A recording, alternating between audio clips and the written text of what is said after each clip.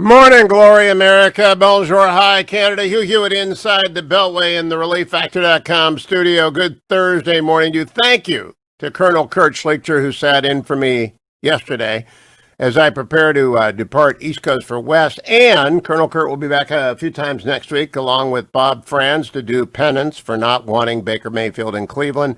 Mark Davis from Dallas to do penance for not admitting the Browns dominated the Cowboys. We have a great week for you next week. I hope throughout that week you will support those hosts and continue to donate as much as you can to the Angel Tree effort over at HughHewitt.com. Angel Tree is so critical to making this season work for children across the United States with one or both parents in prison. It's the absolute necessity for more than 350,000 children who receive gifts and notes from their parents and Bibles at this time of the year because of Angel Tree. It helps young ladies like this one named Cassidy, who tells us about her father in prison. When I was younger, my dad was never in my life. He was in and out of my life. It was kind of hard, like him not being there, because it was just me and my mom. And Angel Tree made me feel like my dad really loved me and thinks about me all the time. So if you're thinking about donating to Angel Tree, it's a really good thing to do, to contribute to us kids, because it'll make us feel special and make us feel like we're important in life, and it'll make us feel loved, and everyone wants to feel loved. Thank you, Angel Tree, for helping me connect with my dad. Makes me feel important. That's exactly what it does. It gives Christmas joy, connects children with their parents who are in prison, and you can make it happen. Give your best gift today over at HughHewitt.com. Just go to the top, find the Angel Tree banner. I know a lot of you have said I'm going to do that. You say it to yourself every morning when you listen to me going to work, and then you forget to do it. So I remind you today, do it. Write a little thing on your hand with pen, A-T, Angel Tree. That'll make you remember to go to, or H-H-A-T, HughHewitt.com. And thank you. I've got to talk about the Facebook lawsuits. What a disaster. What a mistake. What an absolute self-inflicted shot in the foot by the FTC and 48 attorney generals. And I'll explain why at length. Let me first, however, give you an update out of Georgia. You know, the Republicans have to win those seats. Perdue and Loeffler have to win. Not only to maintain control of the Senate, everything depends upon that. You've heard the president talk about that. The president's been 100% behind them. Here's what he said in Georgia on Saturday, cut number 5. If you don't vote, the socialists and the communists win. They win. Georgia patriots must show up and vote for these two incredible people. And I'm telling you, they're two of the finest people you'll ever meet. Here's what he also said at that rally, cut number 8.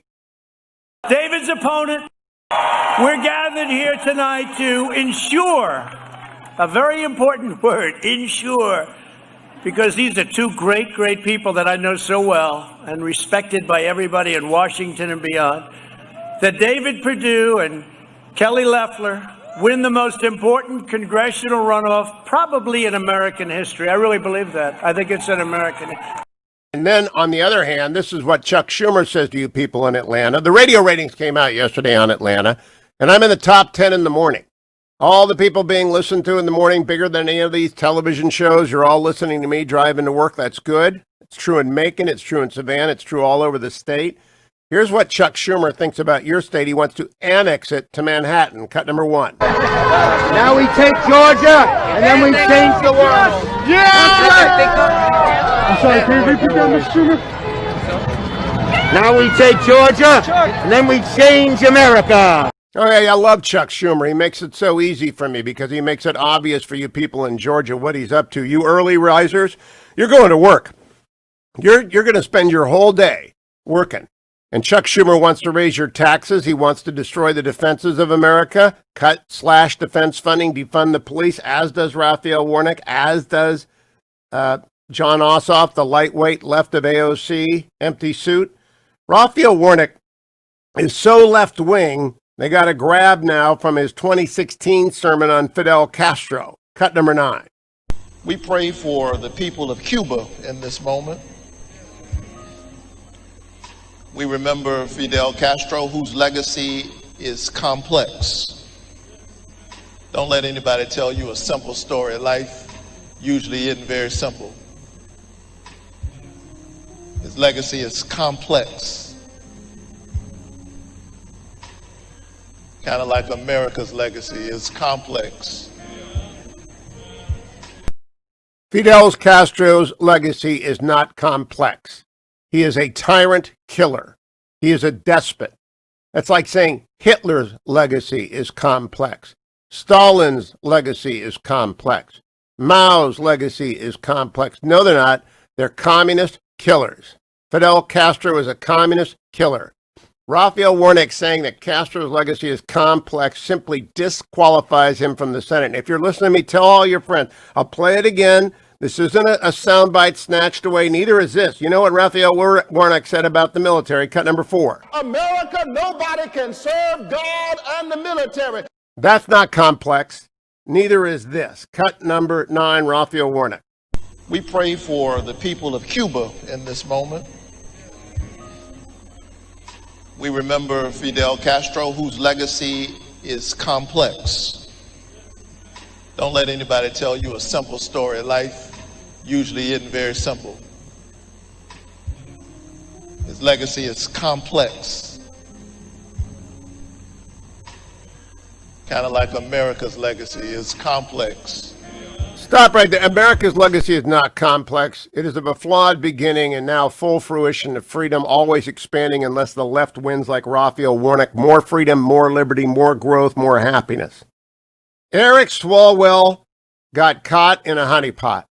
He got seduced by a Chinese spy. He should have resigned yesterday.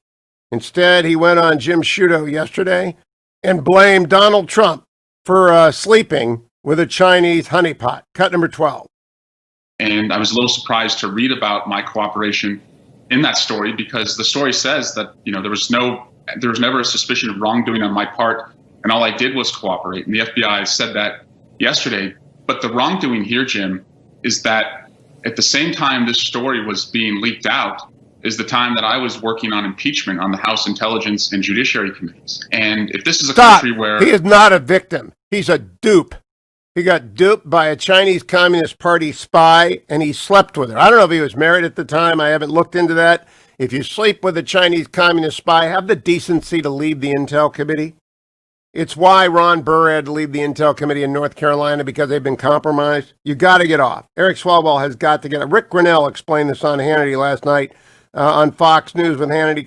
The former director of national intelligence, Rick Grinnell. Cut number 15. Look, I think it's even worse than just hypocrisy. We're accustomed to hypocrisy in Washington, D.C. But you said it right, Sean, that, look, Russia is a problem. But China is a crisis, and we've known it's been a crisis for a very long time. I think that there needs to be a Gang of Eight, this intelligence group investigation. Certainly, acting chairman Marco Rubio and Chairman Schiff should immediately call the intelligence committees together. They should get a confidential classified briefing on what Eric Swalwell knew and how much did he give away? Because the reality is he spent years downplaying the China threat and overhyping the Russian threat. This is playing exactly into what the Chinese want people to do. They want to be under the radar. Eric Swalwell did exactly what the Chinese wanted. We need to figure out, are there others? And I can tell you, without giving away too much intelligence, this is the tip of the iceberg when it comes to the leverage that China is putting on our politicians. There's many, many more. Wouldn't the Bidens be up there in that category? There's a variety of mayors, governors, senior people. Look, the other thing that we've got to point to is that Eric Swalwell I can't let you gloss over that. Mayors, governors, senior officials, what? There's a whole bunch, Sean, and more should be coming out. They've all received defensive briefings, and there's a lot more to it. This is the tip of the iceberg. This is one of many spies, but Eric Swalwell is the one she betted. Who knows what their pillow talk was? He should be out of the Congress today. And I will be back to tell you more after the break. It's the Hugh Hewitt Show.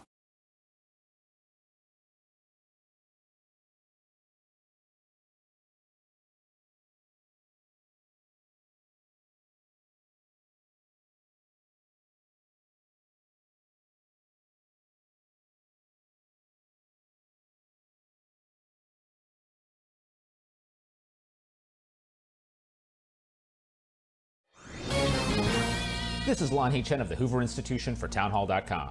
California Governor Gavin Newsom has repeatedly called on Californians to come together and make sacrifices to fight COVID-19. The request would have been better received if, at the same time, Governor Newsom wasn't off violating his own public health guidance by dining with a group of lobbyists at one of America's most posh restaurants, or sending his kids to a Sacramento private school in person while many California schools remain closed for in-person learning and millions of students slog their way through online classes.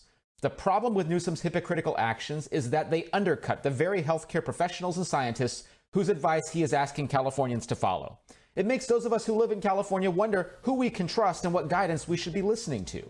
At a time when we need leadership and clarity, Newsom has given us hypocrisy and confusion.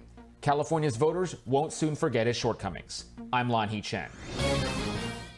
The Pepperdine Graduate School of Public Policy, impacting policy decisions today, preparing public leaders for tomorrow. Learn more at publicpolicy.pepperdine.edu. Hi there, it's Hugh Hewitt for Angel Tree. Let me ask you to think about a child waking up on Christmas without a present underneath their tree. Indeed, there might not be a tree there at all. That's what happens to 2.5 million children who have one or both parents in prison every single year. Angel Tree steps forward and for $220 can provide 10 of those children with a present, with a Christmas, and with a gospel message. So I'm partnering with Angel Tree this year, and if you go to HughHewitt.com, at the very top you'll find the Angel Tree banner to make sure that those children, as many of them as possible, get some love at Christmas, some grace of the season, the proclamation of the word, for unto him a child is born. That is what Prison Fellowship through Angel Tree does. That's what I'm asking you to do. Please go to HughHewitt.com and be as generous as you can. $220 gift gives those gifts that Christmas to 10 different children. And thank you. Merry Christmas.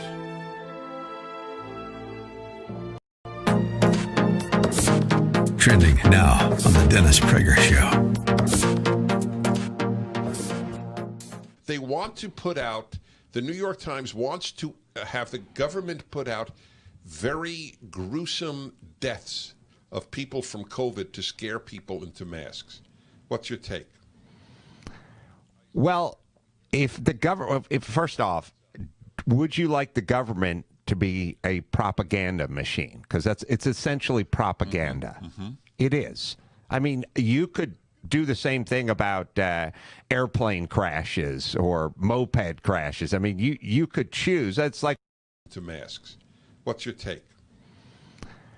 Well, if first off, would you like the government to be a propaganda machine? Because it's essentially propaganda. Mm-hmm. It is.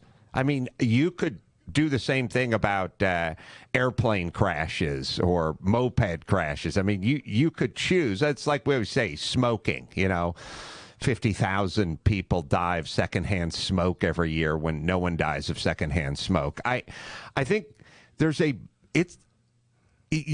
you're in very dangerous waters when you've lost the people.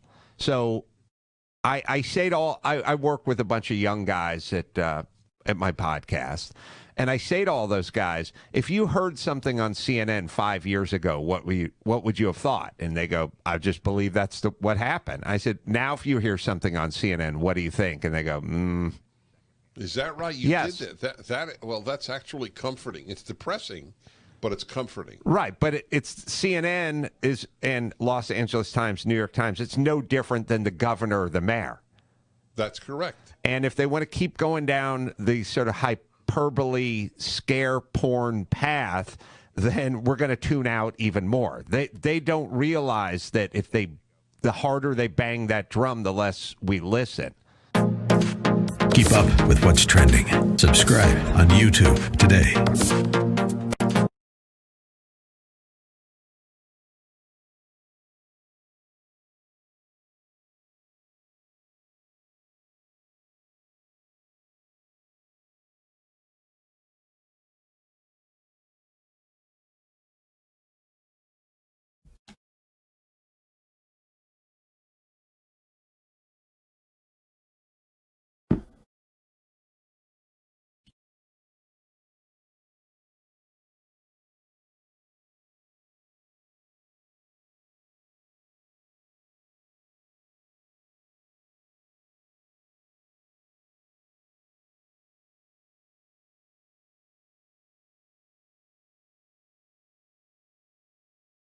Welcome back, America. It's Hugh Hewitt.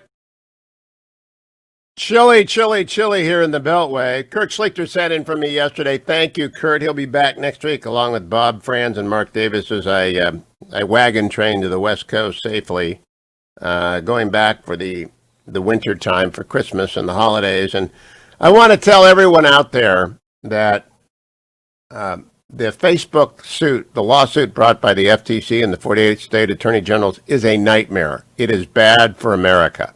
I own no Facebook stock. I have no relationship with the company. I've met Mark Zuckerberg a couple of times. That's it.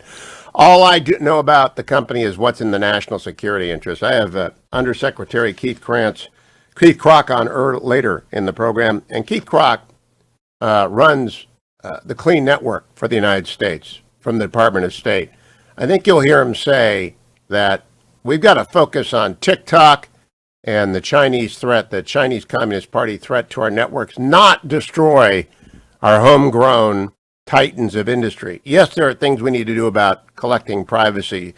Restraints have to be put on all companies, not Facebook. But these idiotic antitrust suits do nothing but drain our edge, an edge that the United States need. And I think people who are applauding just are ill-informed about the stakes here, completely ill-informed. And legislators, federal legislators, you should step in, preempt this, and legislate. If we need legislation to protect privacy, I'm all for it. I think we ought to just ban the collection of data. If we need legislation to assure that the NSA, the National Security Agency, has access to all the algorithms and all of the technology they've got, then pass that legislation. Do not break up these companies. That is stupid. That is playing into the hands of the CCP, like breaking up our Navy because it's too strong, because it's the only Navy we have. It's just idiotic, and it's showboating. The Attorney General did not bring it. I do not trust anything brought by independent agencies or state attorneys general that is not privacy related. This breakup thing is just stupid. What do the markets think about it? This is brought to you by Birch Gold. And if you need to buy gold this holiday season, it's the best present. It is absolutely the best present. Not only that, they'll throw in silver when you buy some gold. Silver for the kids' stocking, gold for yours. Or gold for the children and you're really serious about saving for them, give them gold. They cannot spend it. It goes into the safety deposit box. Give your aging mom and dad gold. That will provide them security. Give your adult children gold. That will provide them future down payments and security against turbulence. Give yourself gold and move a portion of your retirement into gold. And Birch Gold does it all. All you have to remember is HughGold.com, HughGold.com, or text my name, Hugh, H-U-G-H, to 474747. That connects you with the most reliable, the most trustworthy company in the gold business. And there's some bad ones out there, but not Birch. Thousands of 5-star reviews, great customer service. Just go to HughGold.com. Yesterday was a bad day on the market. The Dow was down 105, the Nasdaq down 243, and the S&P down 29. Pay no attention to this stuff. This is up and down trading based upon whether or not a COVID relief bill will pass. And so the market swings of yesterday and today, if they get a bill, it'll go up. So that's not long-term investing, that's trading. I'm an investor, not a trader. Pay no attention to that stuff. But this morning overseas, England and Germany are both up as the Brexit negotiations close in on a hard deadline Sunday. They got to get a deal by Sunday or there'll be a hard Brexit. Gold is at 1839, just up a touch, still a great entry point. Light crude is at $46. People do expect a recovery next year. The 10-year Treasury is still under 1, so it remains a very low inflationary area. But gold, buy it now before inflation arrives. You will have made the best investment of your life at Birch Gold via HughGold.com, HughGold.com. I'm coming right back. I'm going to talk to you about Facebook and explain to you why this is a stupid, stupid move by the FTC, by the 48 Attorney General. It's gold digging, not of the right part. It's just showboating and a very bad move for America. I'm a conservative. I'm a free market guy. Mostly I'm a national security guy, and this hurts everything. And I'll tell you why when I come back on the Hugh Hewitt Show.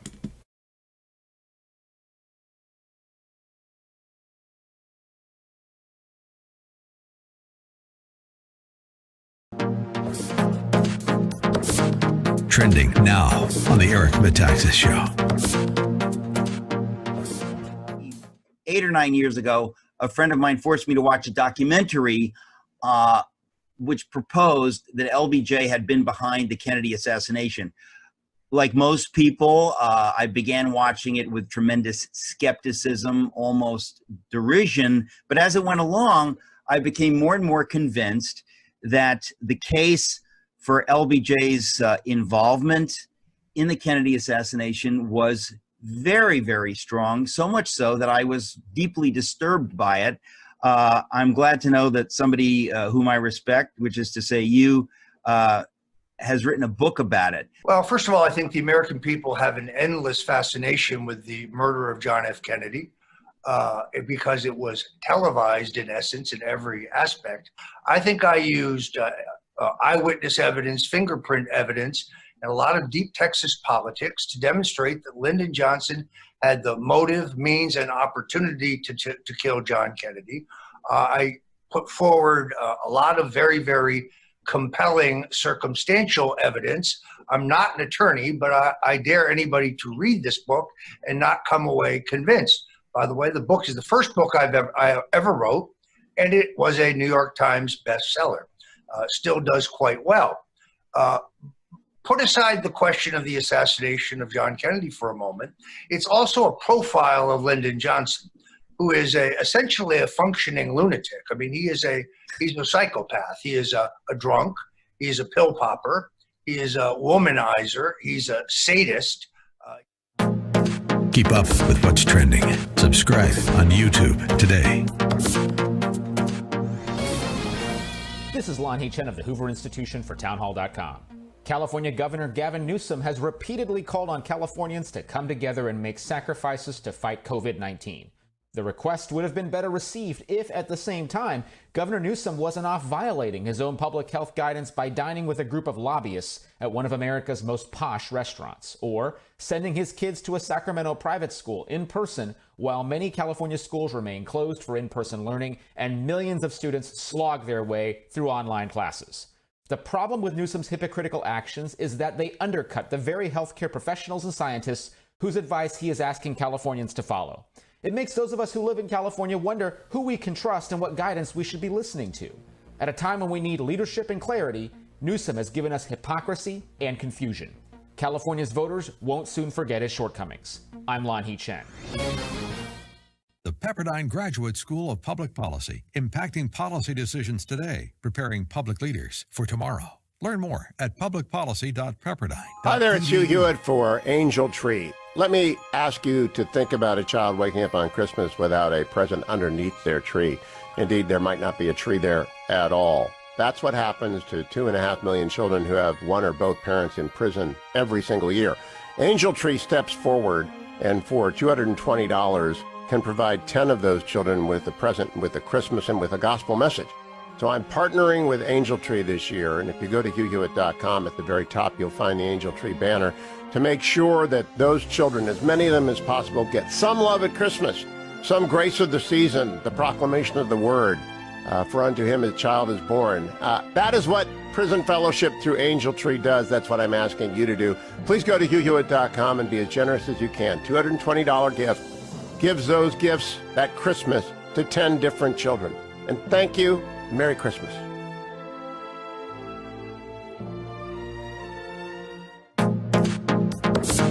Trending now on The Larry Elder Show. State of Texas filed an election lawsuit with the Supreme Court against Pennsylvania, Georgia, Michigan, and Wisconsin, alleging that the states unconstitutionally changed their election laws, treated voters unequally, triggered voting irregularities by relaxing ballot integrity measures. The motion says, and I'm quoting, plaintiff state respectfully submits the foregoing types of electoral irregularities exceed the hanging Chad saga of the 2000 election in their degree of departure from both state and federal law. Moreover, these flaws cumulatively preclude knowing who legitimately won the 2020 election and threaten to cloud all future elections, end of quote. In response, the Pennsylvania AG, Josh Shapiro, called the lawsuit meritless. Quote, they are a scheme by the President of the United States and some in the Republican Party to disregard the will of the people and name their own victors. This isn't a pick-your-own novel ending. This is democracy, end of quote. Referred to it as a publicity stunt. The Michigan AG also said the same thing, that it was a publicity stunt. Jim Jordan also wants to know why the Georgia governor is not allowing signatures to be checked. When you send out all these ballots, we had a staffer, I've said this many times, we had a staffer who works for our office and for the Judiciary Committee who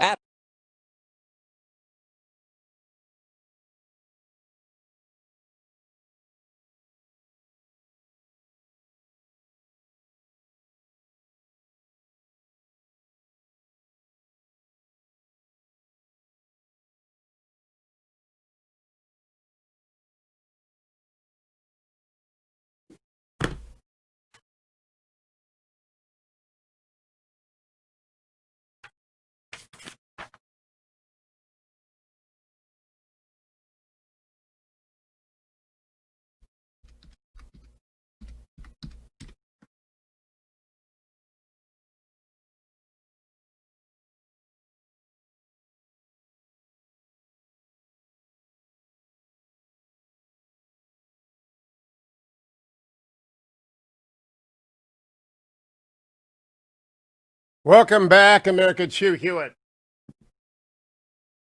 I'm trying to find the new movie about Herman Cain, a really inspiring human being. And it's not up at salemnow.com yet, but it will be soon, and you can use my name, Hugh, when it appears. It's going to be up today sometime, I think. And Herman Cain, I did an event with him back when he was running, I think, in 2008 in Cleveland. You've never met a more wonderful, vibrant, extraordinary human being. Rose from nothing to become chairman of Godfather's Pizza, ran for president, then upturning. He was in love with the fair tax, and we argued about that because I thought that was nonsense. But he was just an ebullient, lovely, spirit-filled man. And a movie about Herman Cain is just a wonderful idea. And it's not posted yet at salemnow.com, but it will be. A lot of good films over there. And you can always use my name, Hugh, to get the best discount going. But I just would encourage you to head over and find it. Keep checking back and find it. You're gonna love it. The Trump I Know is up there now, and I love the Trump I Know, done by friends of mine. But Herman Cain is coming, so go over there and get it. Let me tell you a little bit about this Facebook lawsuit. I promised this a couple of times, and I was upset when I saw this last night because I thought to myself, and I'm going to talk with Keith Krach, who's the Undersecretary in charge of the Clean Network over at State. It matters a lot that we maintain our technology edge. It matters a lot that TikTok be banned in the United States, and Trump is trying to do that. He's trying very much to keep TikTok out and keep American companies ahead. But yesterday, the Federal Trade Commission in 46 states sued Facebook, accusing the social media giant of buying and freezing out small startups to choke competition. Now, I've met Mark Zuckerberg twice. I email with him occasionally. I have no ties to the company. I do not own Facebook stock. I do not lobby. I don't make any money from them. I want to be clear about it. They don't even advertise, I don't think. I don't think they have any advertising on the Salem Network. I got no ties to it. I am a patriot. And I love big tech for a lot of reasons, and I loathe them for a lot of reasons. I worry about their collection of data. That concerns me. And I worry when Apple won't unlock their phones when we're chasing terrorists. That concerns me. And that's the only thing. How big they are does not concern me because they're competing against international actors that are every bit as big as them. They are competing against TikTok. They are competing against other giants from totalitarian countries, and they are winning. And they provide our engineering edge. They provide our software edge. They provide our artificial intelligence edge. You know that Facebook provides DoD with many training tools. So we get this FTC commissioner, who I've never heard of. Sure, he's a fine person, showboating. We find 46 attorney generals. The only smart one that I know of really well is Dave Yost in Ohio. I don't know if he's in on this. I hope not. Josh Hawley was a state attorney general who I trusted on the privacy stuff. He never suggested an antitrust suit to bring it up. He wanted to get privacy restrictions, which I support. But breaking up Facebook is a stupid, stupid move. It will cost billions in legal fees. It will sap energy. They want to make them spin off WhatsApp or what did they buy? Instagram and WhatsApp. Is that what they got? That's what upset them. Yeah, Instagram and WhatsApp. Tell me, does that bother you? I was there at the D.C. Circuit as a young lawyer when the AT&T breakup was just wrapping up. The nightmare that was the AT&T breakup went on forever. Luckily, I never got sucked into the Microsoft antitrust nightmare. So this is just showboating by an outgoing appointee. The new administration should tackle this. This has got nothing to do with your well-being, and it definitely hurts American national security. We need to own that space. American companies, they do need to put America first. There needs to be law that requires the NSA, the National Security Agency, to have access to all their algorithms, to all their secrets, to all the potential for the companies to keep us safe. And I would support a law that prohibited the collection of data on people, and I wouldn't even allow opt-in. They ought to be private. They ought to be subscription companies and companies that make their money from advertising. They ought not.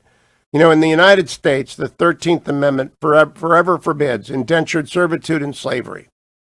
And it was long overdue. This country was founded on the original sin of slavery. Do you know that in a different way, one that's not physically restraining, the data that is collected about you can restrain your life, can shape your life, can make you vulnerable to information attacks.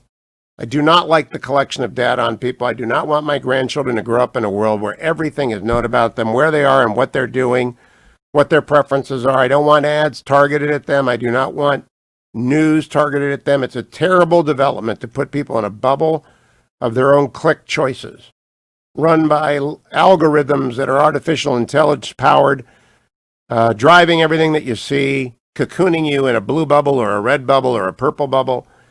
That's very bad. And you can pass laws interfering with that. But to break up companies that are the genius of American productivity, stupid. To destroy the competitive edge of where we lead the world, stupid. And as I read through this and I look at the names and I see, I know what these guys are up to, these gals and guys. They're showboating. They're looking for their names to be in the paper. Ian Comer, director of the FTC's Bureau of Competition. All right. How many of you have ever heard of Ian Comer?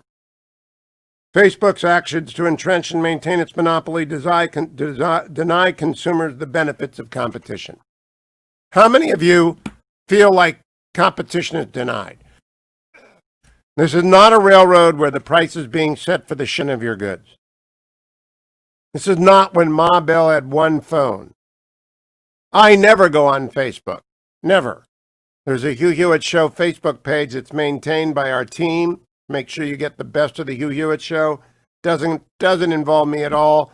There are lots of other radio shows competing in that space. People go there or they go to my YouTube page or they follow me on Twitter because they like me.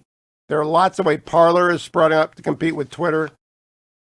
I do not know why anyone would believe that Ian Connor, the director of FTC's Bureau of Competition, no doubt a career appointee, why would anyone think he has the technological ability or genius to be able to understand this marketplace?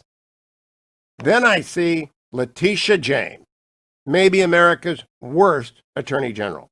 New York's Attorney General Letitia James, asserting that Facebook has used its dominance and monopoly power to crush smaller rivals and snuff out competition, all at the expense of everyday users, making billions by converting personal data into a cash cow. She had no idea what she was talking about. None. Zero. The FTC voted 3-2 to file the lawsuit. The agency's 2 Democrats joined the Republican chairman Joseph Simmons for the suit. It is just nuts. Completely idiotic. And people ought to stand up and say, they're not my friends, I don't know them, but this is just the government being a bully boy, destroying American competitive edge and the livelihood and the advantage that we have and not addressing the real problem. For headline, there is a theory in economics called public choice doctrine. Government agencies and government actors do things to enhance their power and their standing in the public eye. That's what this is. Public choice theory explains jealousy and the need for publicity. There is zero economic benefit in it for you. There is zero privacy protection in it for you. They didn't even address privacy in this. They did not address national security concerns in this.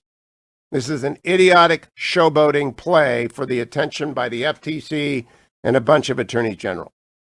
And you should be up in arms. You should be telling your congressmen, including people like Josh Hawley, who are good on this issue, to rein in the FTC and rein in these, pass a preemptive statute, say, we will figure out big tech.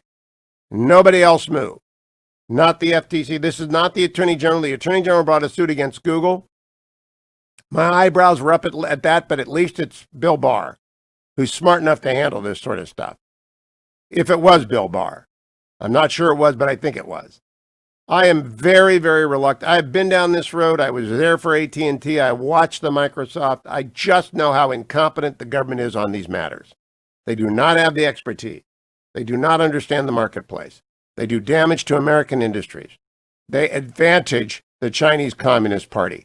That's what people have to understand. They advantage the Chinese Communist Party when we are doing everything we can to bring people into the clean network, which Undersecretary Krach is coming on later to talk about. We have to worry about TikTok. We have to worry about Huawei. We do not have to worry about American companies based in Silicon Valley making money for Americans. It's just stupid, completely counterproductive. And every free market aficionado out there knows that this is nothing like the market domination that gave rise to the antitrust laws. This is nothing like what happened when the railroads dominated the United States. Nothing at all. I don't teach antitrust, I teach con law, but I know about the Sherman Antitrust Act. I knew it grew up under Grover Cleveland and Benjamin Harrison and Teddy Roosevelt. The progressives got into this trust busting, and that's fine. These are not the trusts of old. This has got nothing to do with it. It's just showboating, absolute headline whoring that should have no place whatsoever in American policymaking.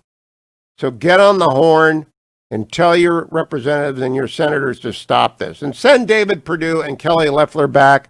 We cannot have radicals like Rafael Warnock and John Ossoff who don't know anything about this stuff show up and start making speeches about Facebook or about Amazon or about Twitter or Google. There are problems, there are issues, there are important books like Franklin Foer's World Without Mind. There are important issues to understand. But honest to goodness, showboating by government people always drives me crazy. Always drives me crazy. We come back. I'd like to know what you think about that. 1-800-520-1234. You don't have to like Facebook. You don't have to like Google and Twitter. You don't have to like Amazon. But you've got to like government even less. Government does not know what it's doing 9 out of 10 times, 99 out of 100 times. So 1-800-520-1234. Give me a call. Time for my relief factor. Got on, did my 6 miles yesterday. It is cold inside the Beltway, friends. Cold. But I said to the fetching Mrs. Hewitt, we got to get out there. We're not in California yet. Our winter retreat. It's time to take our relief factor and get going. I think we need to send a bunch of relief factor to Michigan.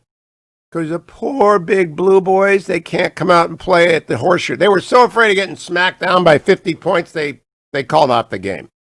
Jim Harbaugh's job is on the line. He couldn't get embarrassed again, so Michigan University went away.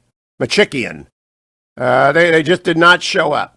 It's the only way that Jim Harbaugh cannot get beat by Ohio State. 15 out of 16 times Michigan has lost in the last 16 years. So we should send some relief factor up to Ann Arbor. Sad, sad for my alma mater. I went to law school there. At least they've lost with dignity. Not losing without any dignity is sad. Let's send them some relief factor. 1995 gets you on the relieffactor.com train. 1995 gets you going. Give me a call.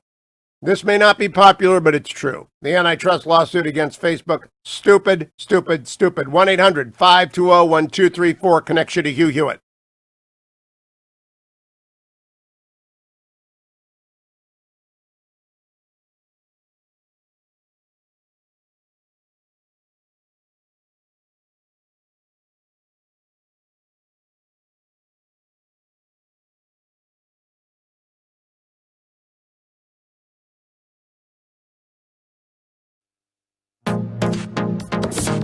Trending now on The Larry Elder Show.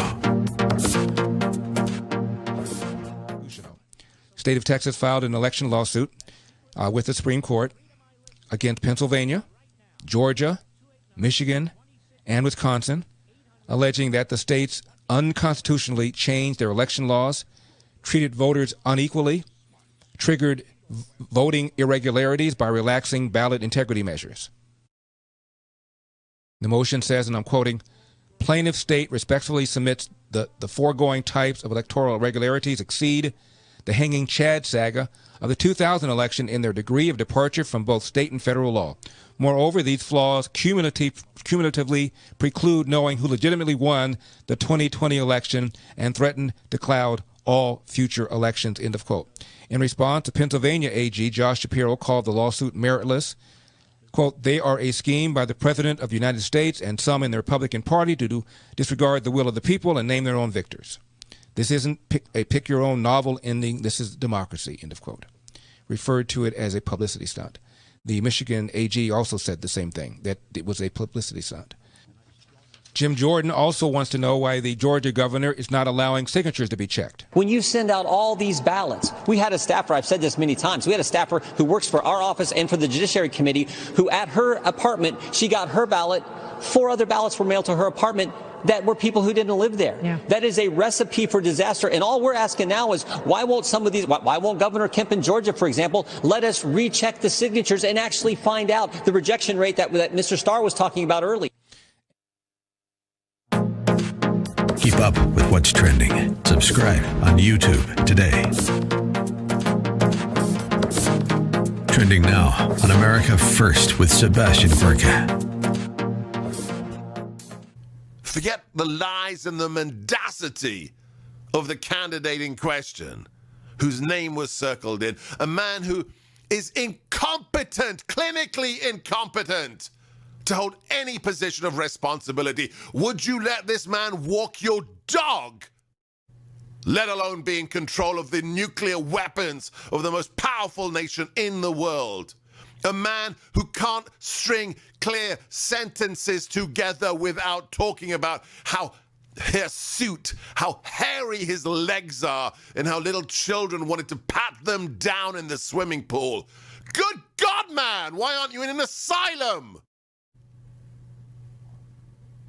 It's not the fact that he's been a machine politician for 47 years, hiding in his basement, unable to hold a rally through sheer cowardice, or because he knows nobody.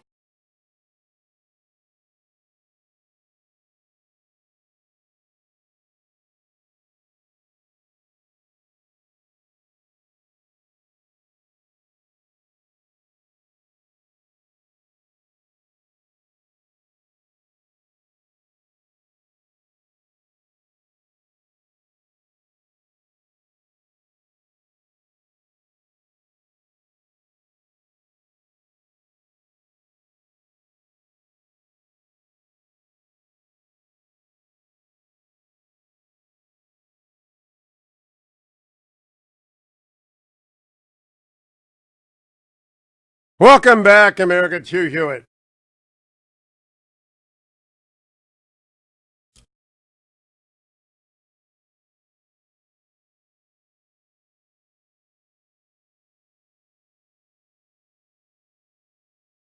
This song is so appropriate for this year.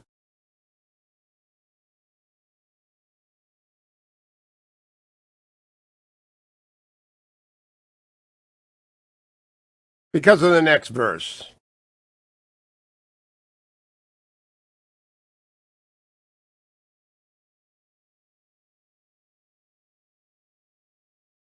Cut off from family and friends, as in the days when we struck out for the frontier.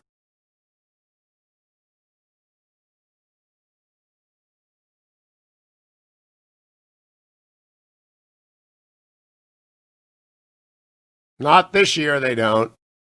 Look, the reason I'm playing this is to let you know, you don't have to be together to love each other. You just do your Zoom. Do your Christmas Zoom. People are used to it. Next year it'll be fine. The vaccine is rolling out. Operation Warp Speed is working. I'm talking about Operation Destroy Facebook, launched by the FTC, 1 Republican, 2 Democrats launched this. Just showboating. And 48 attorneys general. My friend Dick writes, state AGs need to tell us how many have retained plaintiffs' lawyers to prosecute these cases. That's what's really going on. This is a bonanza. When state attorney generals start hiring plaintiffs' lawyers to sue private companies, they're just looking for money, like the tobacco lawsuits. They just want to shake down Facebook. You know, the one time I had dinner with Mark Zuckerberg, I asked him why he'd settled once with the FTC, and he said, it just wasn't that much money, and wasn't that big of a deal. I said, it just says that you're fair game. I told him, this is just vulture time. These people always go where the money is to get some of the money. It's shakedown. It's blackmail. It has no national security purpose. It does not issue the privacy thing. It's a shakedown cruise by showboaters. It's a terrible, terrible idea. And yes, they will have fired. If you're a good reporter out there, go find the names on the complaint and find out how many have private attorney general plaintiffs' lawyers involved, upfronting the money. They've gone and they've persuaded attorney generals to hire them. They'll go take care of Facebook and they'll bring back bags of gold and they'll keep 40%. That's what's going on. Tim in Phoenix, Arizona. How are you, Tim? You're on the Hugh Hewitt Show. Good, Hugh. Thanks for taking my call. I'm no lawyer. I'll leave that to you, but I do think one of the negative elements of Facebook and the rest of them is all the censorship we've seen in the last 60 days. And I just think that buying up competition promotes censoring maybe the other guys that wouldn't censor our content. So, okay, Tim, I understand your complaint. That's why Parler exists. And I've set up an account on Parler, and there's a migration from Twitter to Parler. But here's the deal. What these attorney generals and FTC are doing has nothing to do with censorship. It has to do with monopoly power. And like the railroads, got nothing to do with censorship. And so Right, even but if you're I mad understand- at them, breaking them up will not change. They'll be left with Instagram, which will censor, and Facebook, which will censor, and censorship will spread as opposed to being in one place where you can regulate it. That's why, if you're concerned about censorship, the last thing you want to do is to drop the mercury on the table and shatter into 20 different places that censor.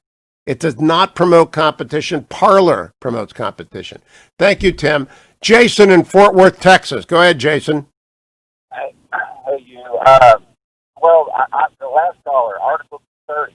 That's where they're going with the. I think what the FTC is trying to pursue because Facebook. Jason, that has not got anything to do with this. Article 230 is a congressional action that has to be included either in the Defense Authorization Act or in standalone legislation. It's got nothing to do with this. That's one of there are many complaints against big tech. My biggest complaint is that they collect data on me, and I don't even know it, and they collect data on children, and that makes me profoundly upset. And they don't share their national security information willingly, like Apple doesn't unlock iPhones when terrorists in San Bernardino. There are lots of things wrong with them, but it's got nothing to do. That's like saying if you've got a cancer in the elbow, cutting off your leg. All right, that just doesn't make any sense. So 230's got nothing to do with it, Jason. There's more than one way to take down a house of cards. You pull the cards at work, and that's We what don't they're going want after. to take down the company. Even the people bringing this lawsuit don't want to take down the company. They want to shake down the company, not take down. And that doesn't do anything for Section 230. That what they're doing is they're riding a wave of legitimate complaints about the last election and the election before that. And they're attacking Facebook because Democrats hate Facebook more than they hate anything else because of the election of 2016. It's all political. It should have nothing to do. I think it's unconstitutional, actually, but I'm sure Zuckerberg has hired the best lawyers. But I think it's unconstitutional government action that singles them out for speech. That's what I think it is, but I'll talk about it more in the next hour of the Hugh Hewitt Show. Stay tuned.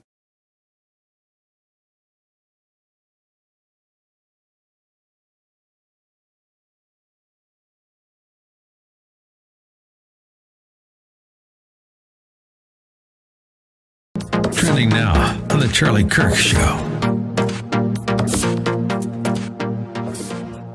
So is it possible that, so it's Texas v. Georgia v. Wisconsin v. Michigan. Is that correct? Yeah, it's and I think Pennsylvania's in there, aren't they? I don't know if they are or not for sure, but I haven't looked closely at the paper, but I just saw that it was filed. I saw it was from the Texas Attorney General, and I've heard that others are now joining that effort. Jeff Landry from Louisiana, Florida is expected to join. Can the Supreme Court reject this? Sure they can. Well, I mean, they can do what they want. That's the thing. There's not a lot of history to this to know what they're going to do. I mean, this has not really happened before, certainly during an election. I mean, if you look at what the campaign filed on Friday, for instance, in Georgia, that is more typical. It was solid. Cleta Mitchell is an excellent election law attorney. But what she filed, just to help people understand, she said in the lawsuit, 64 pages, bunch of affidavits attached, so it's clear. It's not a pie in the sky type thing. It's real clear that they did what she's saying they did. For instance, it says 66,437 people voted who were not of legal age to vote. That's what Cleta said. Yes, that's in there, and they have the documentation. Okay. She said the state law, so she's going through that again. The Constitution says the state legislature determines who can vote, how to vote, what all that is done. Under those rules, Georgia violated those, and she said, and here's how many votes it cost. And so she shows 66,000 and some odd, I forget what the number was, people voted who were not eligible to vote age-wise. I think it was 20-something thousand voted who were not eligible to vote because they were in another state. There were a lot. One of the things is on the ballots, the absentee ballots. The law says you get a ballot to vote by mail only if you request one. Keep up with what's trending. Subscribe on YouTube today. This is Lon Chen of the Hoover Institution for townhall.com. California Governor Gavin Newsom has repeatedly called on Californians to come together and make sacrifices to fight COVID-19. The request would have been better received if, at the same time, Governor Newsom wasn't off violating his own public health guidance by dining with a group of lobbyists at one of America's most posh restaurants, or sending his kids to a Sacramento private school in person while many California schools remain closed for in-person learning and millions of students slog their way through online classes. The problem with Newsom's hypocritical actions is that they undercut the very healthcare professionals and scientists whose advice he is asking Californians to follow. It makes those of us who live in California wonder who we can trust and what guidance we should be listening to.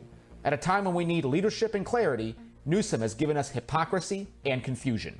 California's voters won't soon forget his shortcomings. I'm Lon Chen. The Pepperdine Graduate School of Public Policy, impacting policy decisions today, preparing public leaders for tomorrow. Learn more at publicpolicy.pepperdine.edu. Hi there, it's Hugh Hewitt for Angel Tree. Let me ask you to think about a child waking up on Christmas without a present underneath their tree. Indeed, there might not be a tree there at all. That's what happens to 2.5 million children who have one or both parents in prison every single year. Angel Tree steps forward and for $220 can provide 10 of those children with a present, with a Christmas, and with a gospel message.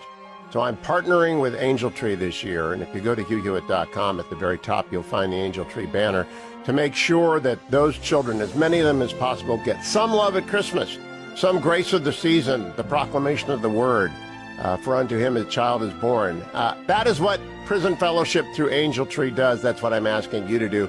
Please go to HughHewitt.com and be as generous as you can. $220 gift gives those gifts at Christmas to 10 different children. And thank you. Merry Christmas.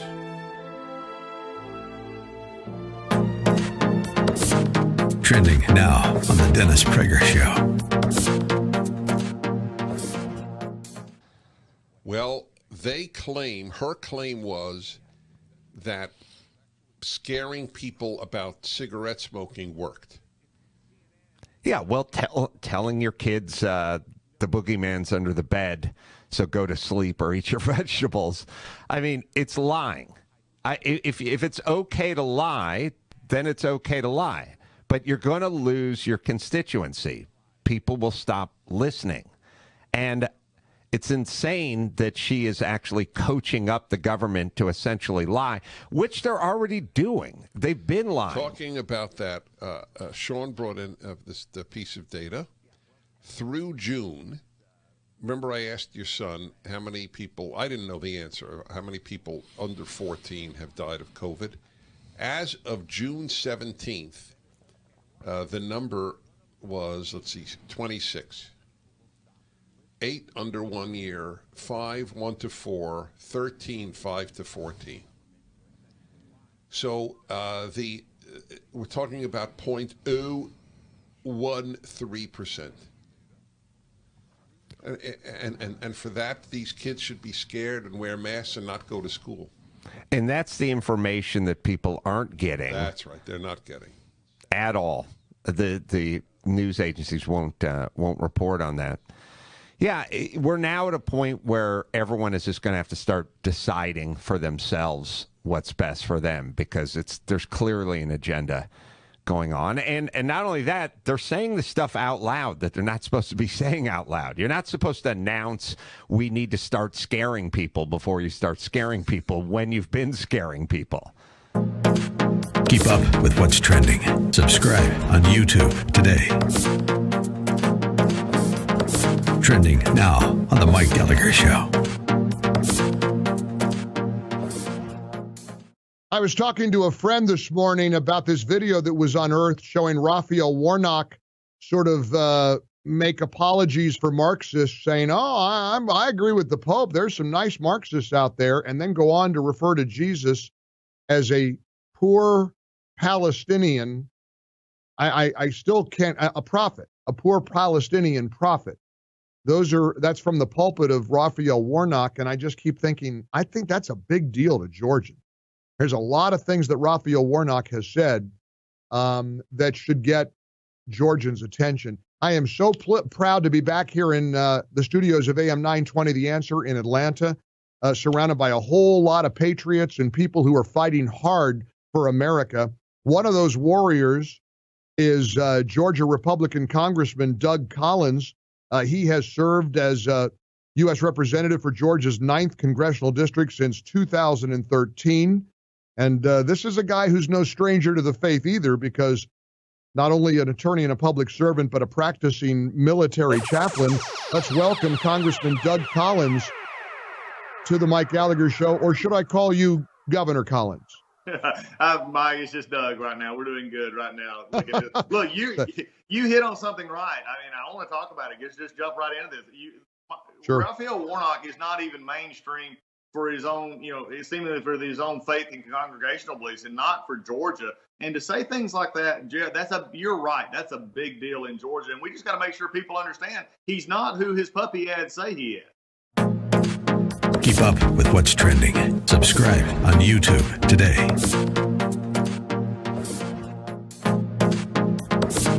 Trending now on the Eric Metaxas Show.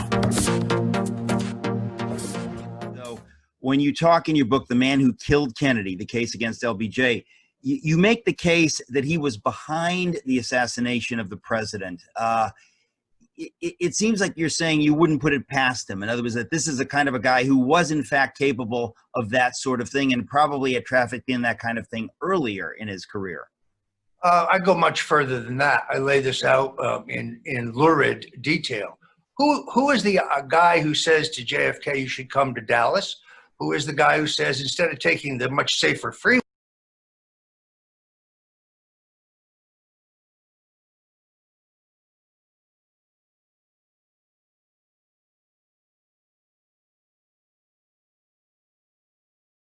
Morning, glory, America. Bonjour, hi, Canada.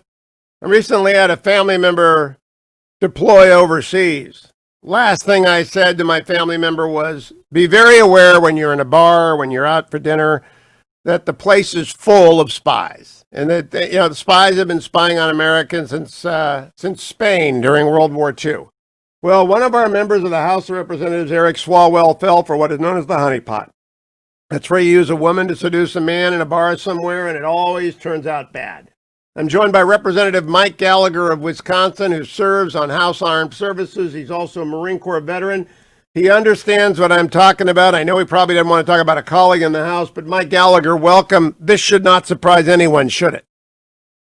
No, this should not surprise anybody, particularly as it comes from the Chinese Communist Party, which has an aggressive FIS threat inside the United States that stands for Foreign Intelligence and Security Services.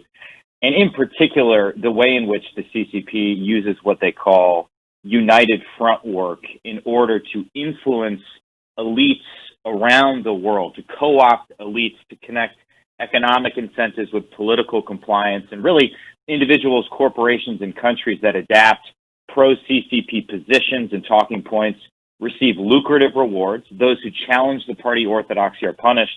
And we've seen this time and time again on college campuses, in corporate boardrooms, and now in the halls of Congress. You know, Mike Gallagher, I am the president of the Nixon Foundation, and of course I do fundraising for that. I want to build buildings and put on programs. And we have a lot of great Chinese Americans who support us because, of course, they love President Nixon for getting them out of China to begin with and for the relations he opened in the Mao period and the Zhou Enlai period. But they are great patriots, and we know everyone who joins our board, and we know every dollar, and we take no foreign contributions. With one exception, we allowed Qatar to host a blood drive once. But we have a huge defense against any foreign contributions because we are afraid of undue influence. That is not the case with a lot of not-for-profits and, sadly, a lot of universities. 100%. This is why I just sent a letter to the Department of Education that got written up in the Washington Post yesterday involving foreign gift reporting. And I was concerned about a $10 million gift to Georgetown, where I went to graduate school. I love Georgetown, Hoya Saxa. But it traces back to a Thai conglomerate called the CP Group. And one recent report notes that the CP Group is tied to the Chinese government through contracts.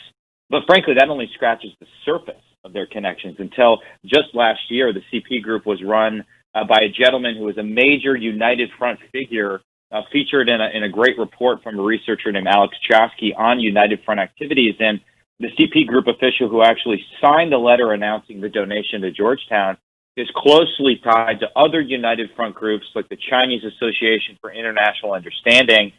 And you can see how once you peel away one layer, you find 5 other layers. It gets very complex. But I just fear that these universities don't understand where the money is coming from when they take money. All they see is a lucrative gift and, tied to a very benign sounding name for an organization. And we really need to do a better job in the federal government in general and in the intelligence community in particular, unpacking United Front work and making average citizens, organizations, think tanks, universities, nonprofits aware of the complex web that leads right back to the Chinese Communist Party. You know, Congressman, I have a suggestion for you. When we do our annual audit for the Nixon Foundation, we have to make representations from the audit committee as to what we have reviewed, and our auditors review any material weakness in our accounting, et cetera. If the standards change to oblige companies to review any major gift or gift over $100,000 for any indicia of foreign influence or espionage, at least every not-for-profit will then be obliged. You could make it apply to for-profits as well. Be obliged to look at any major gift with steely eyes. And there are people out there who will and who know this area. There's no excuse for being stupid.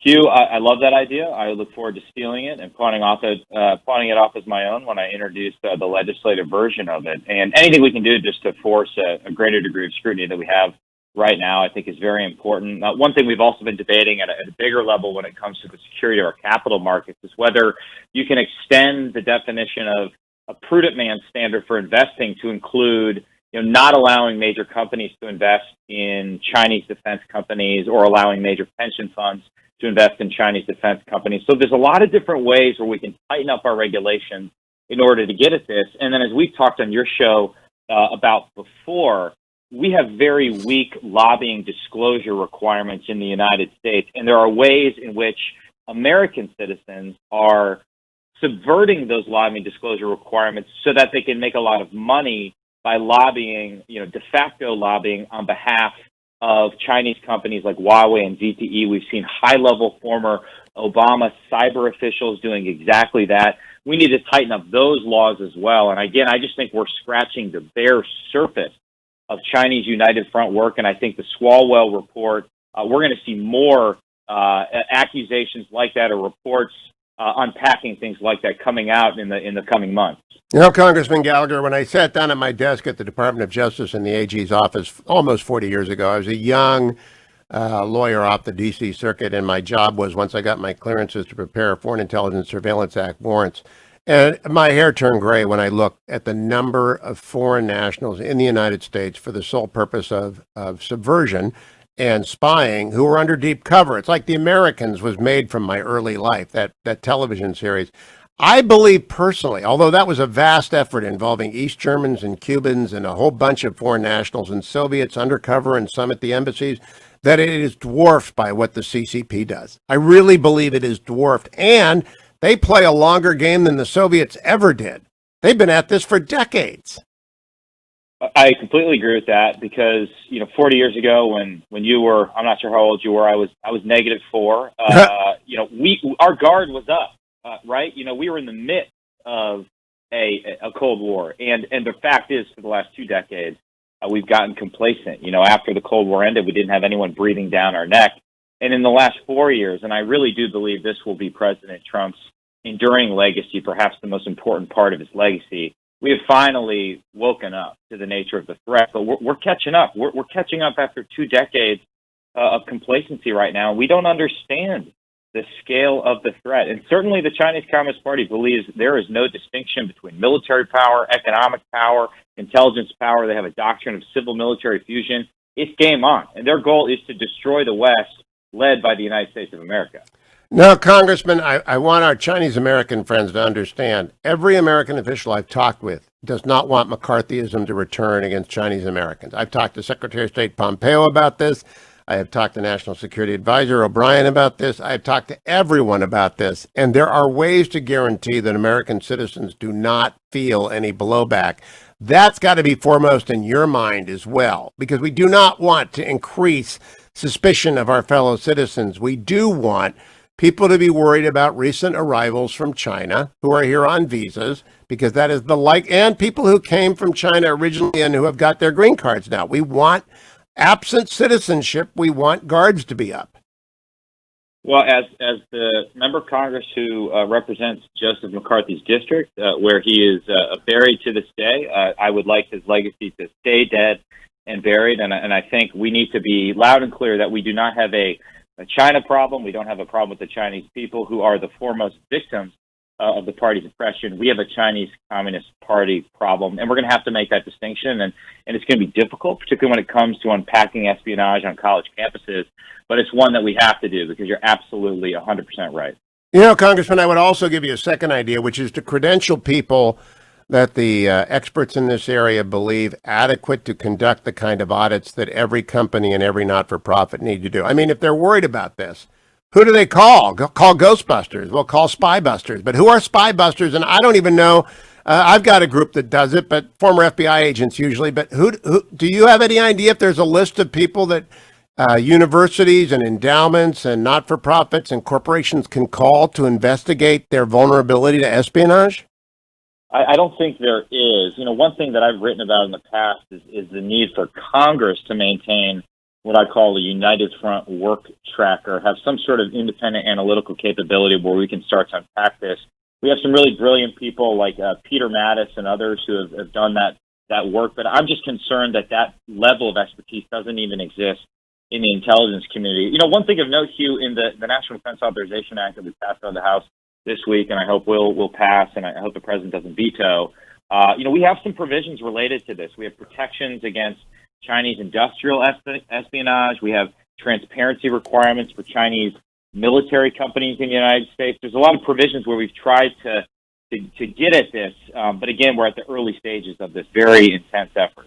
Well, think about regulatory requirements for material weakness findings and for giving us some expertise direction. Congressman Mike Gallagher, great piece. Follow him at Rep. Gallagher.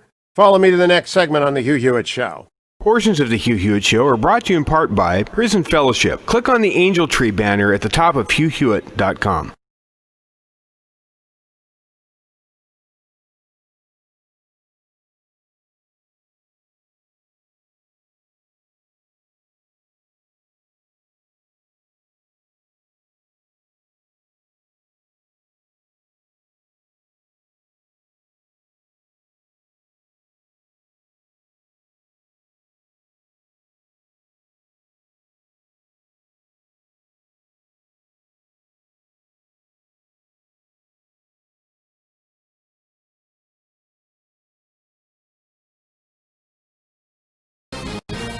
This is Lon Chen of the Hoover Institution for townhall.com. California Governor Gavin Newsom has repeatedly called on Californians to come together and make sacrifices to fight COVID-19. The request would have been better received if, at the same time, Governor Newsom wasn't off violating his own public health guidance by dining with a group of lobbyists at one of America's most posh restaurants, or sending his kids to a Sacramento private school in person while many California schools remain closed for in-person learning and millions of students slog their way through online classes. The problem with Newsom's hypocritical actions is that they undercut the very healthcare professionals and scientists whose advice he is asking Californians to follow. It makes those of us who live in California wonder who we can trust and what guidance we should be listening to. At a time when we need leadership and clarity, Newsom has given us hypocrisy and confusion. California's voters won't soon forget his shortcomings. I'm Lon Chen. The Pepperdine Graduate School of Public Policy, impacting policy decisions today, preparing public leaders for tomorrow. Learn more at publicpolicy.pepperdine. Hi there, it's Hugh Hewitt for Angel Tree. Let me ask you to think about a child waking up on Christmas without a present underneath their tree. Indeed, there might not be a tree there at all. That's what happens to 2.5 million children who have one or both parents in prison every single year. Angel Tree steps forward and for $220 can provide 10 of those children with a present, with a Christmas, and with a gospel message. So I'm partnering with Angel Tree this year, and if you go to HughHewitt.com, at the very top you'll find the Angel Tree banner to make sure that those children, as many of them as possible, get some love at Christmas, some grace of the season, the proclamation of the word, for unto him a child is born. That is what Prison Fellowship through Angel Tree does. That's what I'm asking you to do. Please go to HughHewitt.com and be as generous as you can. $220 gift gives those gifts that Christmas to 10 different children. And thank you. Merry Christmas. Trending now on The Charlie Kirk Show. So I want to get into this Texas news. I know that you're just aware of just kind of the process, and it's actually less about the particulars, but more just about the bigger picture. Mm-hmm. You're from Texas. You guys are headquartered in Texas, right? What was the news today that came out of Texas? Well, the news was that an original jurisdiction suit was filed on the election. Now, what that means is normally if you file a lawsuit, people think you can just go to the Supreme Court, right? No, you don't just go to the Supreme Court. The way you get to the Supreme Court is you go through either a state system all the way through the highest court of the state, and then if you feel there's an issue that the Supreme Court can address, you can go from the state Supreme Court to the U.S. Supreme Court, or you can go through the federal courts, the lower court, then the Court of Appeals, and then appeal to the U.S. Supreme Court, and they take about they get about 8,000 requests a year, take 80 cases. So your odds 1%. Yeah. What happened in Texas is the state, in the Constitution, there is a very few things that you can file and you go straight to the Supreme Court. And that is if one state goes after another state. And so what happened is Texas sued a number of these swing states saying, look, you are diluting our vote and hurting our ability to have a fair election when you don't follow the Constitution in your state. And what the Constitution says is that each state gets to determine, each state legislature gets to determine how you do your election.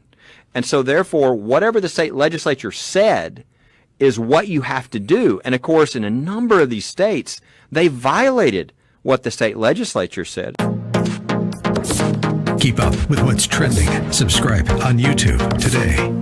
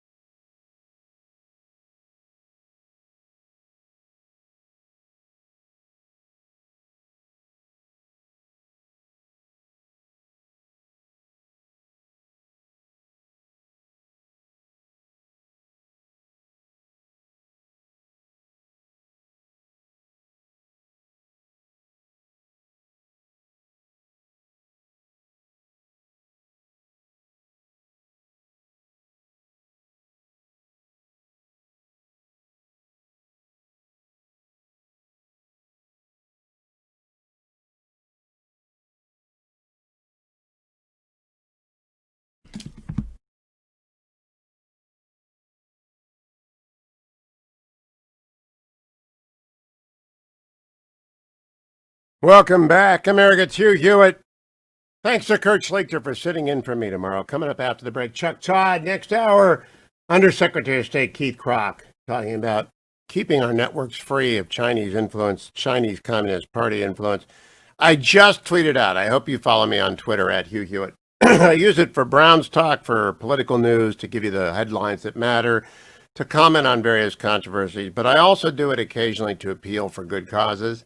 And I just now tweeted out this. Time is of the essence to help the 370,000 children with one or both parents in prison experience some Christmas joy through Angel Tree. Please give your best gift to make Christmas real for these kids. And of course, I misspelled your, because I did it in a hurry. There are actually 2.7 million children with one or both parents in prison, but Angel Tree helps 370,000 of them every year.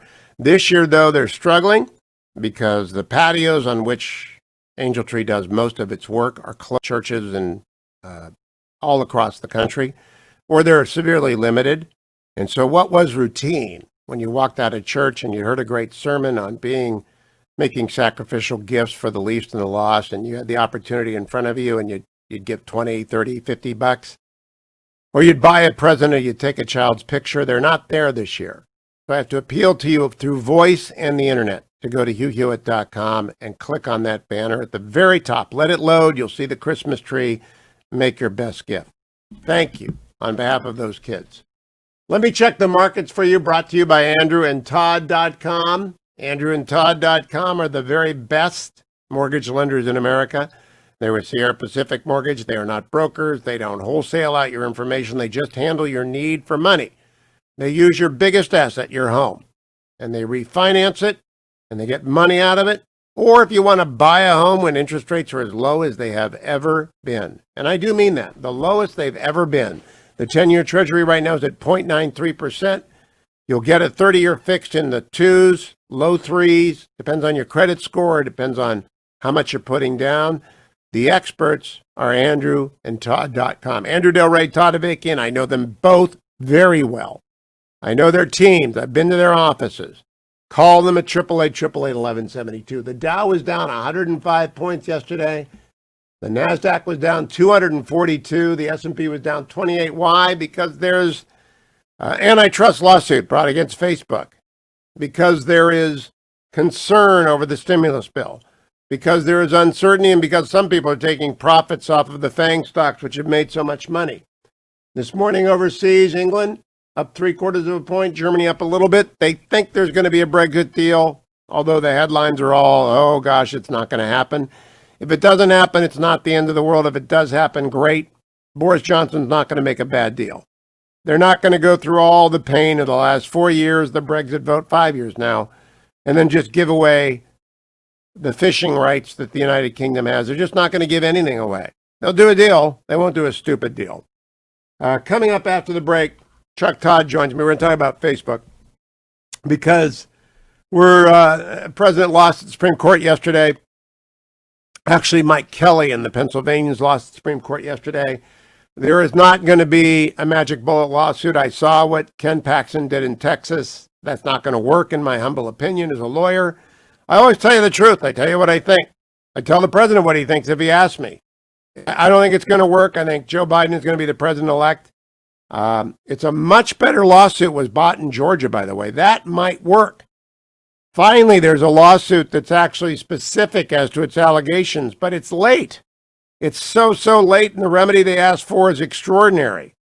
Finally, the kind of lawsuit I expected weeks ago on November the 4th has shown up. I don't know why it's late, but I think it's too late to make a difference, and they need 4 states or 3 states, not one. And thus far, there's one lawsuit with merit, in my view. Don't go anywhere, America. It's the Hugh Hewitt Show. Don't forget to sign up for the Hughiverse. All of Hugh's broadcasts on demand, the after show, which in my opinion is worth the price all by itself, Dwayne FM, and all sorts of bonus content. www.hughiverse.com.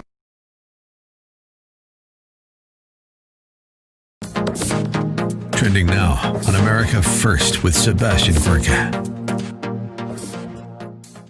The idea that the only nation founded on the principle of individual liberty and freedom with the oldest written constitution, could have its election so prostituted, so degraded by the hundreds, the thousands of pieces of evidence we've seen in the last 5 weeks.